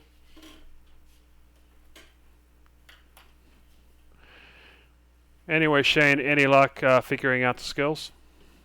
I'm a little so like endurance, for example. How would you be able to pick that because it's not a sub skill of. Yeah, that's the endurance is the one new high level skill, and you could pick that as your part of your background, because you can pick any high level any 2 high level skills in your background. Mhm. oh, that's kind of cool. All right, I think I picked a name. I think I'll be Galen. Nice. Nice.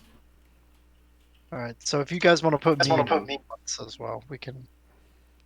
And what I'd like everybody to do is once you come up with your names in Roll20, if you click on the gear, you can go to your display name and make your display name match your character name, so that way everybody can get used to it because they see it on screen.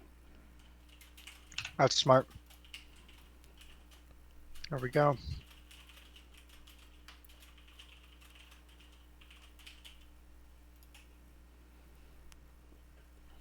Nice. Everybody's got character names now.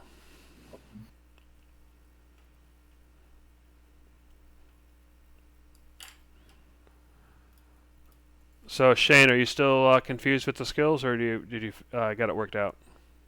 I think I think I can figure it out. I think I've got it. Okay, good. You'll want to make sure to follow the instructions on how to add them because there are some non-default things you have to do. Right. And oh, that's sad. Oh, there it goes. All right.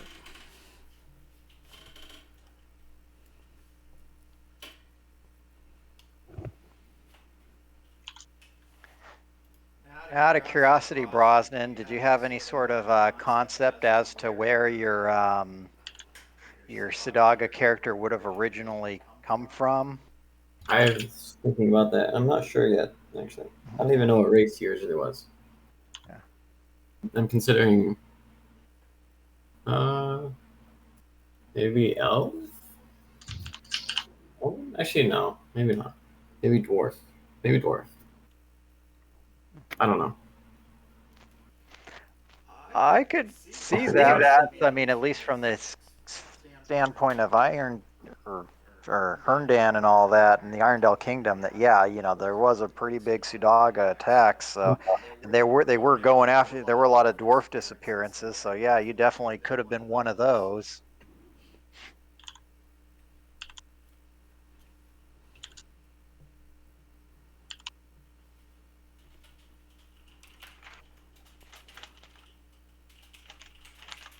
I actually almost chose dwarf for my race because they already get medium armor. So I could have skipped out the whole cleric thing if I wanted to.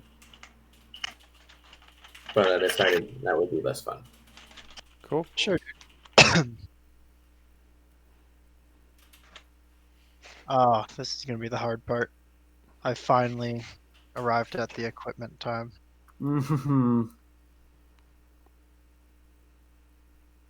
Dun dun dun.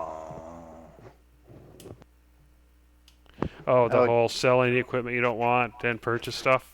Yeah, part? is there starting gold that I get due to class or background? You either get starting equipment or starting gold. Okay, So if what I would suggest is if you have starting equipment, that you take the stuff you don't want just and you sell it, and then you can use that to buy stuff. And my link is you have to scroll up, but I'll just I put can it find again. Yeah, so there you should be able to follow that link, and it should have the equipment.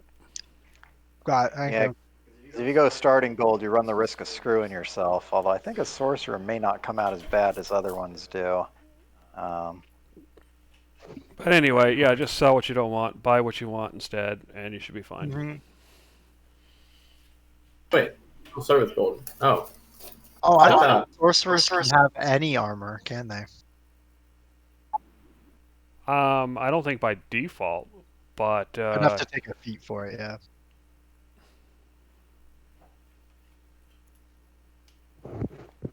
however, if you can get mage armor, that might be a good idea, which is a That's spell. Yeah. And if you look under the list of extended durations, casting mage armor now lasts for 3 days. Okay, so yeah, I do want that. What level spell is that? I want to say What? 1, but I could Yeah, be it's wrong. level 1. It's one. No, I, it's 1. I guarantee. Yeah. Joel, how's your character's name spelled? Galen. Galen. Should be on the Roll20 as well. So yeah, it is level 1. Then I'm gonna go ahead and switch out Detect Magic for Mage Armor, because that sounds awesome. Yep, definitely give you more survivability. Yeah, I don't want to get poked and immediately flatline. Because nobody's Yeah, gonna be sounds able to like a good save me. choice.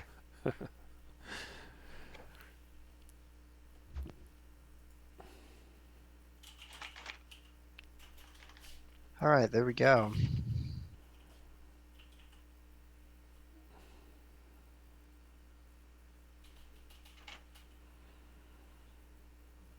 Yep, and you can hit the checkbox to close it when you're done. Cool. Yep. There we go. Let me check if it's in my pour section. It's not technically an attack, so Oh, I just thought it was yeah. both because I have. Oh, I guess because Cure Wounds was in there. I guess. Yeah, Cure but that's still a roll, whereas Yeah. Mage Armor has a fixed effect. There's Yeah, no it's roll. just a fixed effect. That's fair. That's true. So, Brosnan, were you planning on having a bond with either Joel or Shane's characters, or maybe both? Um, I think we had a bond for sure. Would you have met Shane? would I have met Shane? Shane, would I have met you? I mean, it's up to you. I mean, if you met Joel's character, Yeah, it seems like presumably. logically you'd have met Shane that way. Yeah. Okay. All right. Shane and I think, are like searching for our origins together or something like that. Hmm. At the church. And I could see with Brosnan being a Sudaga, especially a Necromancer one, he's probably really accustomed to being an outsider, and it would probably be easier for him to hang out with people who don't have pre-existing prejudices with Sudaga. So yeah, you guys would both be candidates because you'd have come in afterwards and had no idea what happened. Exactly. So yeah, he'd probably be friends with us. I also like him because he's such a good healer. I've seen him bring back people that rightfully should not have been brought back. There you go. He's so good at what he does. Wow, how did you get him alive again with no meat? Yeah, I was like, that's super cool. You're healing all these people. That's awesome. I wish I could do that. Thank you. I like to think that necromancy is just healing the dead. Yeah, it's a I- good I- mass heal. It's just, Literally. Are it's you just- sure yeah, he shouldn't get quirk number 5? it's quirk number 5. Oh, yeah. Dave, go ahead. So for the Shadow Magic Sorcerer, there's a list of quirks you can pick from, and they're all kind of basically kind of give you a necromancer undead vibe. And number 5, which is the only one I didn't take from my character, is like you have kind of trouble telling treating or the dead and the living differently. I like that so I much. kind of like that, yeah. Yeah, Where do you see this list? I want this list. I want to know. Let me pull it up. It's part of the sorcerer, but I can get that for you here in a minute. Please. I wonder if there's some wacky necromancer quirks. Oh yeah, wait. I kind of want to see if there's some interesting quirks for me too, because I just put in like quirks that I made up myself, which is pretty much I'm a hungry man. Somebody's I- critical. I said that casting makes me hungry, so every time I cast a bunch of spells, I'll try to snack. All right, so I'm posting this in the chat right now. This is the list of shadow sorcerer quirks. Dang. You don't appear to breathe. I like that for Yeah. you, Frost. You just don't breathe. Yeah, That's for you. I- bro. This isn't for me. Oh no, but I'm a divine soul, so I don't. Oh, I misheard you, Dave. Okay. I heard sorcerer, and I was like, oh, that's Joel. Oh no, I'm doing a level of sorcerer, second level for cantrips. And so Shadow Magic Sorcerers actually have a list of quirks you can pick from. You basically roll a d6, and these are the options they have. I like almost all of them, so I actually picked a quirk bundle that I'm calling Uncanny Valley. So basically, I'm always icy cold to the touch. I don't appear to breathe when I'm asleep, even though I still have to breathe. I barely bleed, even when badly injured. My heart beats once per minute, which sometimes surprises me. And blinked once last week. But having trouble remembering that living creatures and corpses should be treated differently, that one did not sound like me, but that definitely sounds like it could be you. But I saw there was like a quirk menu that I saw for sorcerer somewhere, but I exited out of it. Yeah, the Divine Soul Sorcerer has a different list of quirks than the Shadow Sorcerer, but Where can I find that? That I don't is see quirks when- under Divine Sorcerer or Divine Soul. yeah, there are, There- because there it's is, like yeah. Hold on. you can float in the air and glow. Those aren't quirks, Trying though. to Those are remember. features. Yeah, that's like wild. Those don't sound like quirks to me. Yeah, that doesn't sound very quirky. That sounds like strange an ability. Yeah. Now hold on a second. I'm looking. I'll find Wait, it. where are you guys finding these lists? That's what I'm saying, dude. I click on the little eye, and then I go down to the specific person, which is classes, and then sorcerer, and then you scroll down to the very bottom of sorcerer, and you've got divine soul, shadow magic, storm sorcery, wild magic, or draconic bloodline. So I'm clicking on divine soul, and then when we scroll down to divine soul, Interesting. It doesn't. At least I don't see one for it. You don't see yeah, them? you're right. I don't. I thought I had one because when I was rolling up Nico, because he was a divine soul sorcerer as well, I thought he had the. There is like a sorcerer page where it says a bunch of sorcerer quirks, but I don't know how I found it in the first place. It was back when I was trying to create the sorcerer and I had Jeremy help me find the actual sorcerer page. But now Yeah, I don't under know. the I sorcerer see class, the only necromancer one I quirk. see is for the shadow sorcerer. They don't have a quirk list for the other for some reason. Oh, I found it. Signs of sorcery. Okay. I'm so confused.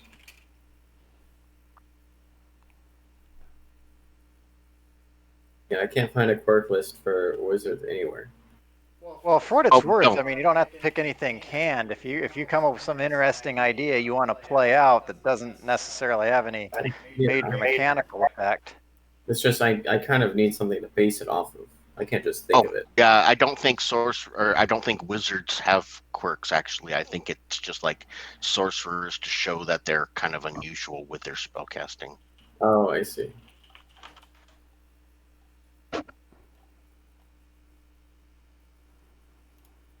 Oh, that's interesting.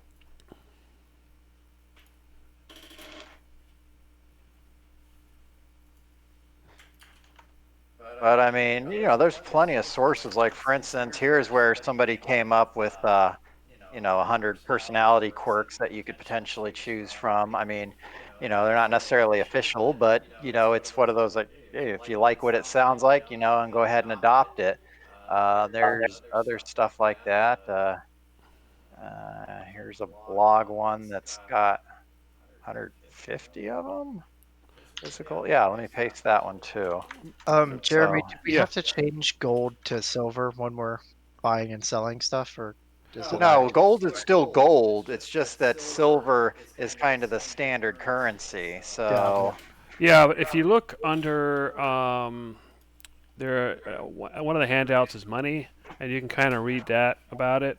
So there is something. It's like imagine you got a wallet full of dollars and 20s and hundreds, and in a Mhm. lot of cases you just pay with whatever is convenient. But if you're in a poor area, then maybe paying with hundreds is a bad idea. Uh, but that doesn't mean it's everywhere. It depends on what the place is. Like a shop will probably take whatever because it's a shop. They're used to, exchanging money like that. Whereas, maybe throwing platinum or gold around at an inn in the bad side of town, maybe that's not the great idea. Does that make sense? Yeah, yeah. Wait, I have an interesting idea. Are there any races that don't have like cultural ideals against messing around with like dead people, as in like that don't care about things like burials or like respecting corpses? yeah, Tamaha wouldn't care. Well, I need it to be something that like I could have been before being a Sudaga. Oh, um, You get where I'm going with that? Yeah. Where it's like, oh, I didn't even realize people thought this stuff was, evil in the first place. That sort of idea. well, maybe you could have come from some sort of kind of relatively isolated clan. I mean, like, okay, the dwarves are already, coming from, I mean, especially being cave dwellers and stuff like that. They're already living in what could be considered a dangerous environment from a mining standpoint. Plus, in a lot of those areas, they may be fairly barren. So it's not like resources are plentiful. And it's kind of the whole, well, it seems pretty silly to go ahead and, risk a perfectly good live body against, to do this dangerous manual labor work when you can go ahead and just raise some undead and, have them do the stuff. They don't need to eat or anything, and if something happens to them, chances are you can raise them back up. I mean, just like generally we would sit there and say, "Oh, cannibalism's horrible," but there are tribes or, "Hey, cannibalism is a-okay." So So to put it a different way, you won't find any races that have what you, as a whole, that have what you're looking for.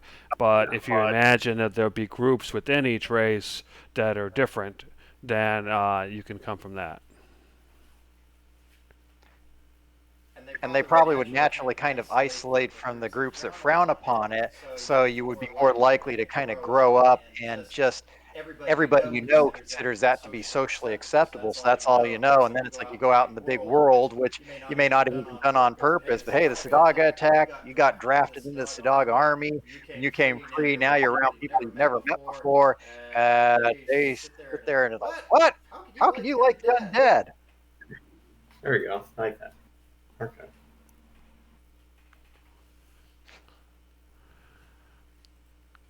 I see, Joel, that you're selling off stuff. That's good. Yeah, because I was encumbered. I can get encumbered really easily. Yeah, keep in Oh, mind the everybody first can. level of encumbrance slows you down. Um, then the second level of encumbrance is where you start getting like disadvantage and stuff. Okay. I still So don't want to be slow.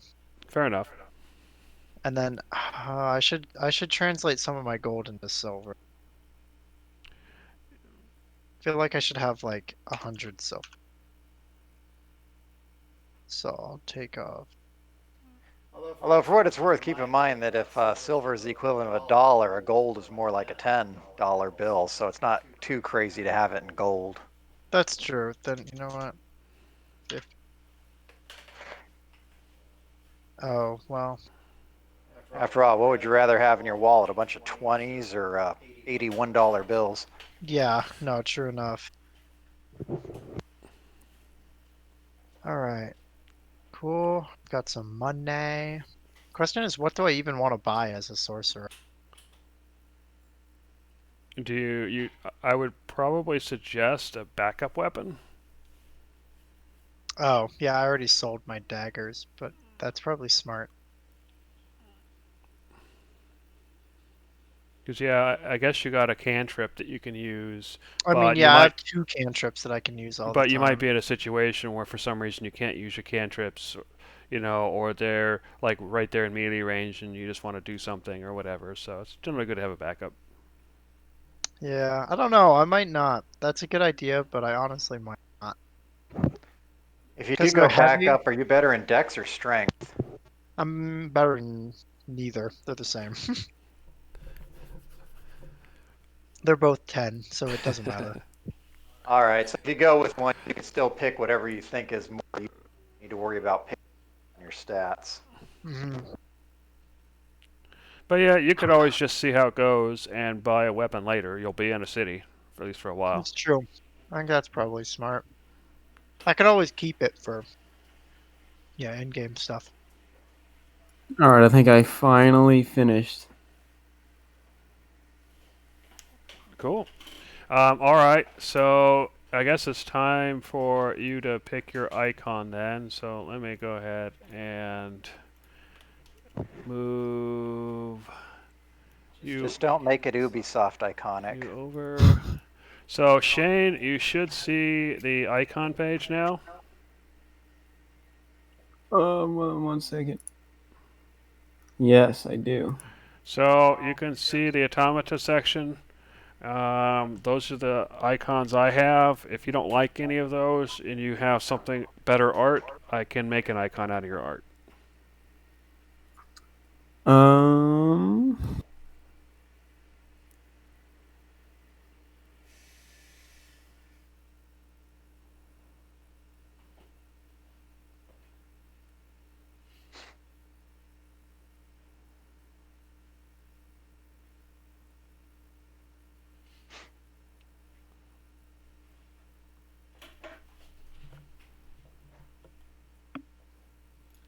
You could be a Draconis automata.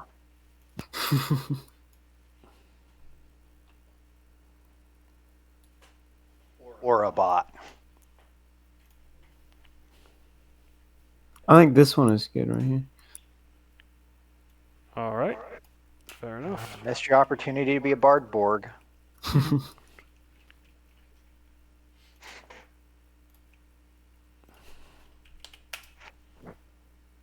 All right. Has sight. Let's see what else. Oh yeah, I got to turn on the aura. So C. Save settings.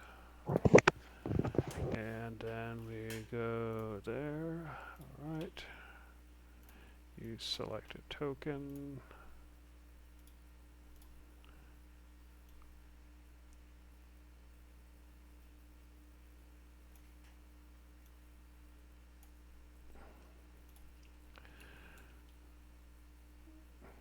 So I think the idea, Dave, that I've come up with is that he was once a farmer, actually, in his village, Mhm. and the farmers used the undead for manual labor.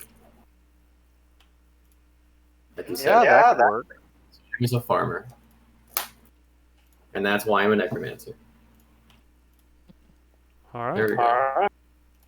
Because yeah, especially depending if the soil was tougher than usual. I mean, yeah, why have a regular person do all that back-breaking labor?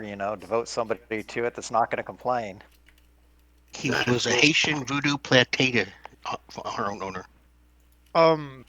Jeremy. Yep. Is it okay if for my organization I choose Agents of Fate, even though I'm a sorcerer? Because it kind of aligns really well with my character being like, because there's no real other one that does sorcerer that's kind of religious in nature. Sure. Let me take a look. Because I don't want to be the Arcane Tower or Society of Self, because they're both kind of like not really religious in any way. I guess the Arcane Tower would be fine. All right. So Agents of Fate. Oh, I see. But you're a divine soul sorcerer. I think they would make an exception for you. Okay, cool. Just because I technically also can do cleric stuff. Right. And yeah. Yep. That's fine. Okay, cool. Thank you. You joining Agents of Fate gang, Joel? Yeah, are you Agents of Fate? You know it. Oh, hell yeah. See, that's perfect. Yeah. We know each other through that, too. Yep. What are you, Brosnan? Arcane Tower, man. Oh, hell yeah. You said Arcane Tower? So, Joel, how are you doing with your character? I'm finishing up the organizations right now. Okay. And then I honestly don't know. Yep. Once you're done with that, let me know and we'll get your token ready. Okay, cool. It looks like you also have to calculate your hit points. Jeremy, by the way, I don't know if this is something just on my side, but uh, I can see everybody's health bar except for Ragu's, and I can't see Ragu's tag or name, and neither I believe it's Shane's. I Yeah, can't see I have their the same name. issue. I can see Shane's health bar, but no name, and I can't see Tyler's name or bar. We saw that yesterday, and refreshing didn't help. Okay. Oh yeah, I don't see this person's name. I don't know who it is. But... Yep, yeah, that's Ragu. Tyler, So Oh, there it is. we go. did that I fixed fix it. that fixed that one. All right, let me make sure. Yeah, that's me. I don't have. It looks like they changed the menus for the permissions and everything. So it looks like I got some of them wrong. They decided to go with the more mobile-friendly stuff that makes all the UI much bigger and fatter and hard to navigate. And is there something to do with Shane's name? Because, yeah, that's still not showing up. Yeah, Alright. same. Oh, that should. All right, let's check Shane again. Oh, there you go. Is it showing up now? Ah, yes. So can everybody see everything now? I can, yep. Okay. Yep. I still can't see Joel's character. Yeah, That's because he's still working on it. Yeah, I know. Nudge, nudge. My name is just my actual name. I'm not a Wolfie's name. That was a weird one, Jumbo. That was a dog making that noise, by the way. Oh, Joe. Although at least it wasn't one of those ones. Although the fact that it was different was kind of scary. My name is still my actual name on the token, but I changed my name in the game. Jeremy, is there a Okay. good church in the area that I could add as one of my organizations and have a contact in there with? So yeah, let me bring up the list of gods real quick, but let me fix Brosnan's issue. For sure. To And then have- wait, you said I didn't calculate my hit points? I thought they did that automatically. No, they didn't. No. The bottom three for me are okay, but for Brosnan, I still see Brosnan instead of Yeah, I'm fixing that and now. then I don't see the last one at all. It's still just a blank token. It's because there's nothing there yet. There's only 5 tokens right now. Joel's still working. Sorry. I thought he had I fixed his have token. 8 hit points, boys. Why did That's it what I got. immediately put my health to critical? Because you haven't put your current hit points in there yet. Oh, I'm robust. Cool. Actually, isn't okay supposed to be the standard for that, or is robust full health? So Robust is full health. You go to okay when you lose hit dice. yeah. Oh, okay, that's why. So will that actually update automatically? Yeah, updates automatically when you edit your hit points or your hit dice. Okay. Oh, Yeah. no way. Oh, I got hit. Oh, that's interesting. That's really cool. Yep. Alrighty. Is 8 a lot of hit points? How many hit points do you guys have? It's a moderate amount. I've got 8. We I have have Okay. 8, I have 10. I've got So 11. that's characters. That makes sense. Yeah, it is level 1, so Yeah, no, I mean, there's not going to be that wide of a difference at level what's 1. your guys' AC? 10. Oh, 15. there 15. it is. Well, actually, hold on. Let me see what my AC would be with Mage Arm. And you may have to go and equip your armor in the. If you're wearing physical armor, you may have to equip it in your inventory. I can't wear armor. No, if you cast Mage Armor, you wind up just changing your armor class to 13 plus your Dex bonus. So, Joel, as far as the temple you're talking about, to handouts, I re-added the gods and goddesses from the previous campaign. So just go ahead and open that and just look through and find a god or goddess that you'd be interested in. Since this is a metropolis, they'd all be represented. Okay, gods and goddesses, and just find one. Now, Shane, in your equipment list, what's the letter next to your armor?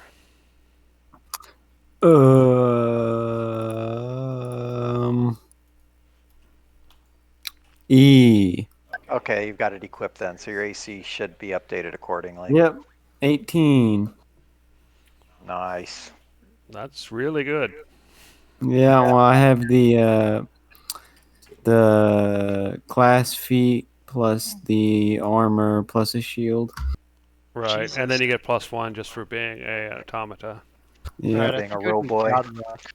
So I'll do Temple of God Rock. Is that okay? Yep.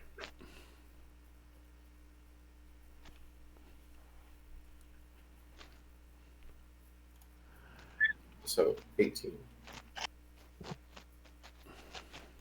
If I use a shield. If I don't use a shield, it's not 18. I think I'm buying the shield back, though. And once you're done with that, Yeah, I'm Joel, good to you go. should be on the icon page now. Yep. I'm gonna Dave, exit. you got some background noise coming through. Oh no, that's foreground noise. Oh, gotcha. I am fidgeting with my chin, and it does sound kind of staticky because of it.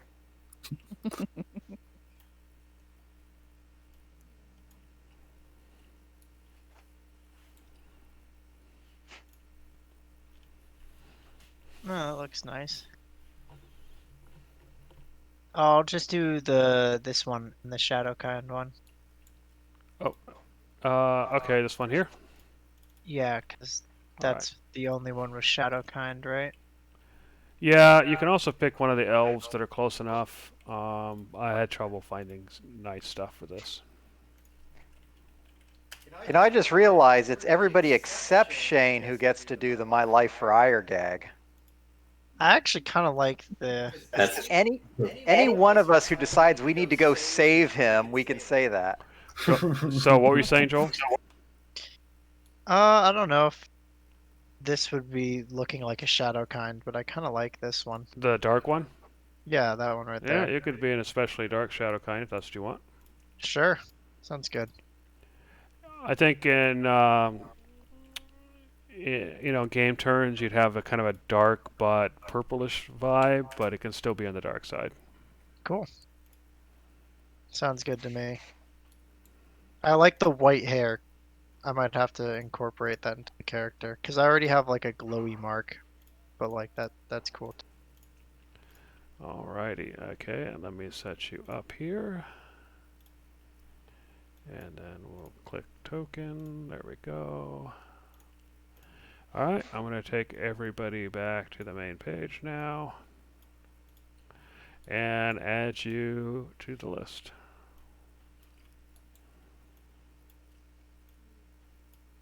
Can everybody see his name and health bar?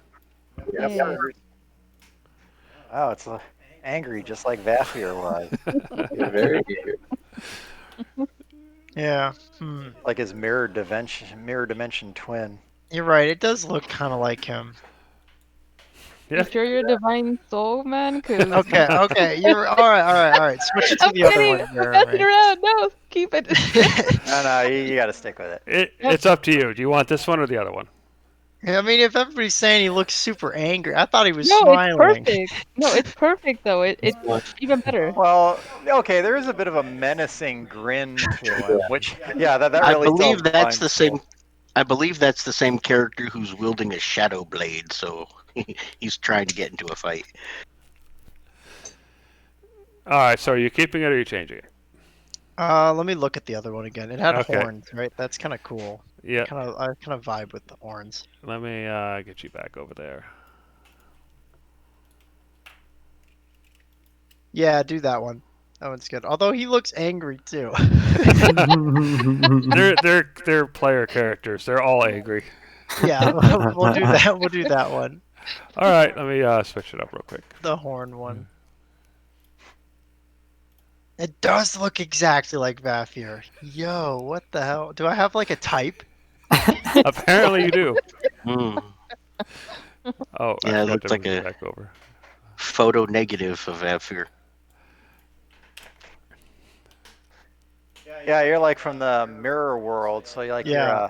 you're a photo negative of him, and you also look more evil, but you're also actually Really more good. nicer. Nice. I like that one. Nice Yeah, that pick. one's kind of nice too. Yeah, and you have the horns and the purplish skin, which matches the shadow kind a little better anyway. Yeah. it Can does. everybody see his name and Yep. health? Yep. Yeah. All right, awesome. So does that mean everybody's done with their characters? Yes. I believe so. So what I think we're gonna Yeah. do now then is have an official meet and greet. So I'm just going to go down the list, and everybody can introduce your character. You know, give them your name, your backstory. Whatever it is you want to say. So we're going to go ahead and start with Brosnan. Okay. Hello.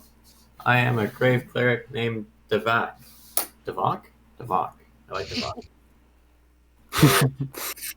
I was a farmer in my village until this Udaga found me and took me away. A world I wasn't prepared for. And now I'm here. Do you have any connections with anybody else in the group? Oh, yeah. I know names. Who's Dave? Go. Pico. I know Pico. I know the other two. Ire and Galen. Ire. Yeah. Okay, that's how you spell Ire. I wasn't sure.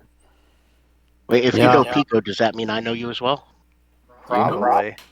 Okay. Because I guess we all yeah, know. Ragu and I were traveling a lot together, so we'd be in the same places a lot. All right, sounds good. So Mel, you're up. Okay, so my character's full name is Seeker of Orioles, but because of the complicated nature of her name, people just call her Oreo. And she is a curious kitten who was fascinated with games, lore, history, exotic languages, and everything foreign. And she grew up with Ragu and Pico, but because those two just kept going and doing a bunch of traveling and whatnot, she kind of they put and learned her ways in roguish traits and qualities. And because of their adventure, she kind of got steered into the adventuring life too. So eventually, she picked up some side quests and then decided that by the time they came back and the whole history of that transpired in the past couple of years happened, that both Pico and Ragu needed to have Oreo into the next adventure. So she kind of just got plopped into the mix. Awesome. All right, Joel. Okay, so I am a Shadowkind Divine Soul Sorcerer. Hold on, let me pull up my background. So I awoke as a Shadowkind and soon became aware that I had powers that separated me from the rest of my kind. Something drove me to help others, and I went to a church to heal those in need, as well as research the Celestials, who I currently think are the reason for my powers, yet to be determined. Um, when I was there, I met one of the greatest healers that I've ever seen, Devok, and also I met Ire, Ire, who is searching with me for the reason of his origin, and we had that in common, so we bonded. All right. Sounds great. All right, Shane. So I'm an automata who awoke to very little recollection of any past life, but with etchings etched all along my body, which are oaths that of my little recollections I do have, I know I'm supposed to follow. And I met Devok and as Joel already said, met Galen, who were both looking for our past, trying to figure out our origin. All right. Sounds good. All right, Tyler. My name is Rasiri Blueblood. I come from a foreign, faraway land. I travel much with my friend Pip, and we go off on our fact-finding adventures. I am a fighter. I shall smash thee in battle. I like that. All right. Sounds good. Yes, sir. And David. All right. Well, I am Pico, short for Peak of the Keystone, a tabaxi druid who dabbles a little bit in sorcery. And along with my friend Ragu, we have traveled the world seeking arcane knowledge. I have a particular interest in understanding the nature of the world that we're in, why why everything is the way it is, and kind of trying to seek knowledge related to other worlds and everything. When the events of 1317 happened, the year of chaos, and portals started opening and new races started appearing, or well, a couple of them anyway, was definitely interested in that. But prior to that point, spent many, many years traveling the world looking for this arcane knowledge. And when traveling through Dwarven lands, ended up meeting and befriending Devok before he became a Sudaga. During the year of chaos, Ragu and I, of course, narrowly escaped death at the hands of Sudaga, so we'd normally be fairly distrustful of them. But having had a pre existing relationship with Devok, and understanding that he's still in there has kind of given us a little bit more insight and understanding into the plight of the Sudaga. And this through Devok would also be how we would have met Ire and Galen. And of course, having grown up in the Tabaxi homelands, whenever Ragu and I would come back from, whatever adventure we were on, of course, Oreo was part of the clan, and when we heard about this newest gate and decided to travel to it, Oreo ended up coming along with us, or from her first major adventure away from home. It is Alright. always good to see the little kitty kitties. Alrighty then. Well, that's. I think you guys did a great job of coming up with characters and then managing to link them up together while making sure they're all very different from each other. So the last thing I think we're going to do tonight, because we're getting toward the end, is discuss a little bit about session 1. And so, as you know, you've recently become novices of your various guilds. And one of the things that the City Lord does with the Nexus Guild, in order to kind of improve relations between the people and the various magic users and these imposing guilds, is to have them basically complete missions that, for some reason, the City Lord doesn't want the local militia to handle on their own.